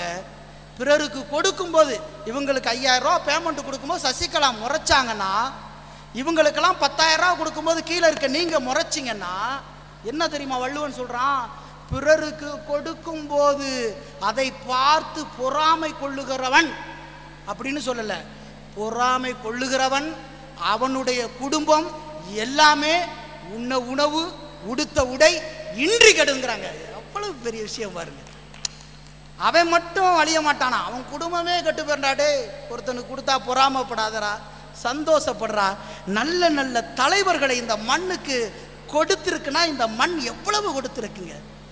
வானத்திலிருந்து வருகிற அந்த நீர்த்துளி பூமியை தொட்ட பிறகு, பூமியை முத்தமிட்ட பிறகு உடனே ஒரு புல்லு ஏந்திருக்குதுன்னா அந்த கொடுத்த வானம் பெருசு. எனக்கு ஒன்றை கொடுத்தாய், உனக்கு ஒன்றை நான் கொடுக்கிறேன்னு ஒரு செடியை கொடுக்குதுன்னா கொடுக்கிறதுல இருக்கிற மகிழ்ச்சி பெறுவதில் கொஞ்சம் குறைவு தான். எம்ஜிஆருங்கிற ஒரு பொன்மன செம்மல் இப்போ விஜயகாந்த் சொல்லும்போது சொன்னாங்க, அவரு ஒரு கருப்பு எம்ஜிஆர் தான். தான் சாப்பிட்ற உணவு தான் எல்லாத்துக்குமே கிடைக்கணும்னு சொல்லலாம். அத்தனை இயக்குனர்கள், அத்தனை நடிகர்கள் விஜயகாந்த் ஒரு இறந்த போது அழுதார்கள்னா கூட இருந்தாங்க. நான் இன்னைக்கு முட்டை சாப்பிட்றேன்னா அவங்களும் முட்டை சாப்பிட்டோம், நான் இன்னைக்கு சிக்கன் சாப்பிட்றேன்னா அவங்களும் சிக்கன் சாப்பிட்டோம். மாலை போட்டுட்டு ஒரு 15 பேர் சினிமா ஷூட்டிங்கில் உட்காந்துருக்காங்க, ஒரு சாதாரண துணை நடிகர்கள். இங்கே எல்லாத்துக்கும் சிக்கன் பிரியாணி முட்டையும் போகுது. விஜயகாந்த் சாப்பிட்றவங்களையெல்லாம் பார்த்துருந்து தான் சாப்பிடுவாராம். அப்படி சாப்பிட்டு வரும்போது பார்க்குறாராம், அந்த அயனில் ஒரு 15 பேர் மட்டும் ஐயப்பனுக்கு மாலை போட்டு சைவம் சாப்பிட்டுட்டு இருந்தாங்களாம். அப்போ உடனே விஜயகாந்த் சொன்னாராம், எப்பா நம்மெல்லாம் பொரியல் அவியல்னு திங்கிறோம்ல, உடனே அந்த வெங்காயத்தை அரிஞ்சு போட்டு பக்கோடா போட்டு கொடுங்கப்பா, அவங்க சாப்பிட்டுட்டுப்பா, அந்த கலைஞர்கள் இருந்தாதாப்பா நாம நல்லா இருக்க முடியும்னா. என்னையா காசு பணம், என்னையா உங்களுடைய வாழ்க்கை? கடைசியில் சாகும்போது அருணாக்குடியை கூட அத்துட்டு தாயா நம்மளை புரைக்கிறான்னா கொடுக்கறதுல தான் மகிழ்ச்சின்னு புரட்சி கலைஞர் விஜயகாந்த் சொல்றாரு. நல்ல நடிகர்கள் நடிகராகவே பாருங்க, நல்ல நடிகர்கள் நல்ல மனிதராக இருந்தால் அவரையும் கொஞ்சம் பாருங்க. பொன்மன செம்மல் புரட்சி தலைவர் எம்ஜிஆர் அவர்கள் இறந்த போது அவங்கள்ட்ட இருக்கிறவங்கலாம் கேட்டாங்களா, ஐயா இத்தனை ஆண்டுகள் வறுமையில் இருந்துட்டு சினிமா வாய்ப்பு கிடைத்த பிறகு இவ்வளவு சம்பாதிச்சிங்க, இதை பூரா நீங்கள் ஏழைகளுக்கே கொடுத்துட்டு போறீங்களே, என்னையா அர்த்தம்னு சொன்னப்ப எம்ஜிஆர் அவர்கள் சொன்னாராம், இவர்களிடமிருந்து வந்தது, இவர்களிடமிருந்து நான் பெற்றது, இவர்கள் எனக்கு அள்ளி அள்ளி கொடுத்தது, அதை இவர்களுக்கே கொடுப்பதில் தான் மகிழ்ச்சி. நான் பான் வித் சில்வர் ஸ்பூன்னு சொல்லுவாங்க என்எஸ்கேவர். அவர் ஒரு நாள் கோடீஸ்வரனா வாழ்ந்தவர், கரியை தங்க ஊசியால் குத்தி திங்கக்கூடிய ஒரு மாபெரும் மனிதன். அவ்வளோ பெரிய மனிதன் தன்னுடைய வாழ்க்கையிலிருந்து சரிஞ்சிடறான். சரிஞ்ச போகுது என்எஸ் கலைவாணருடைய வீட்டுக்கு யாரு போனாலும் திரும்ப வெறுங்கையோடு வரமாட்டாங்க. பத்திரிகை கொடுக்க போனவர்கள் பரிசு பொருளோடு தான் திரும்புவார்கள். இது வரலாறு. ஒரு நாள் வறுமையில் இருக்கார், வீட்டில் இருக்கிற எல்லா பொருட்களும் காலி, வீட்டில் எல்லாமே எந்த பொருட்களும் இல்லை, எந்த காசும் இல்லை கொடுக்கறதுக்கு. ஒருத்தர் பத்திரிகையை கொண்டு கொடுக்குறாரு. பத்திரிகையை கொடுத்த உடனே தன்னுடைய இடது கையால் வெள்ளி டம்ளரில் காப்பி குடித்து கொண்டிருந்தார். உடனே அந்த வெள்ளி டம்ளரை கொடுத்து, இந்தாங்க உங்கள் பிள்ளையோட கல்யாணத்துக்கு பரிசா வச்சுக்கங்கன்ட்டான். நாம் அதிரசம் சுட்டு நல்லா 4 டப்பாவில் போட்டு அடைச்சி எல்லாம் கேரியரில் அடுக்கி வச்சிடறோம். பக்கத்து வீட்டுக்கார் ஏசால்னே மைசூர் பாக்கா அன்னைக்கு போட்ட ஜன்னல் வழியாக மைசூர் பாக்கு வந்துச்சுன்னு சொன்னால் கொடுப்பாங்களா அன்னைக்கு பெண்கள்? அப்படி என்எஸ் கலைவாணருக்கு பின்னாடி அந்த அம்மா இருந்துச்சு, மதுரம் அம்மா. என்ன சொல்லியிருக்கியோ, நம்மளே கஷ்டத்தில் இருக்கோம், நீனே இருக்கிற ஒரே ஒரு வெள்ளி டம்ளரையும் கொடுத்துருக்க, அப்படித்தானே ஒரு மனைவி நினைக்கணும். இந்த அம்மா சொன்னிச்சு, அறிவு இருக்காயா உனக்கு? கல்யாணம் ஒரு நல்ல விஷயம், அந்த மனுஷனோட அந்த பத்திரிக்கையை வாங்கினோடனே வலது கையில் டம்ளர் கொடுக்கணும், உனக்கு அறிவு இல்லையா அப்படின்னு கேட்டப்ப அந்த என்எஸ் கலைவாணர் சொன்னாராம், அடி போடி, இந்த கையில் கொடுக்க நினச்சி இந்த கைக்கு வரும்போது ஒருவேளை கொடுக்கக்கூடாதுன்னு நினச்சிட்டேன்னா என்ன பண்ணுறேன்ட்டு அப்படியே கொடுத்தான்னா கொடுப்பதில் இருக்கக்கூடிய மகிழ்ச்சி பெறுவதில் கொஞ்சம் குறைவுதான். கொடுப்பதை விட பெறுவதில் மகிழ்ச்சி இருக்கிறது. அது 75% இருக்கிறது. பெறுவதை விட கொடுப்பதில் மகிழ்ச்சி இருக்கிறது. அது 100% இருக்கிறது என்று முன்பாலே நல்லதொரு வாய்ப்பிற்கு நன்றி பாராட்டி இனியதொரு தீபாவளி பட்டிமன்றத்தை என்னோடு இதுகாரம் ரசித்த அனைத்து மாணவர்களுக்கும், இந்த பட்டிமன்றத்தினுடைய நிகழ்ச்சியை ஒருங்கிணைத்த தீபாவளி சிறப்பு பட்டிமன்ற குழுவுக்கும், இந்த பட்டிமன்றத்திற்காக எங்களை வானோக்கி ஏற்றி அழகு பார்த்திருக்கக்கூடிய மதிமுகம் தொலைக்காட்சிக்கும் மீண்டும் ஒரு நன்றியையும் மீண்டும் ஒரு தீபாவளி வாழ்த்துக்களையும் கூறி விடைபெறுகிறேன். எதில் நிறைவான மகிழ்ச்சி? கொடுப்பதிலே கொடுப்பதிலே கொடுப்பதிலே என்று கூறி நன்றி கூறி விடைபெறுகிறேன். நன்றி, வணக்கம்.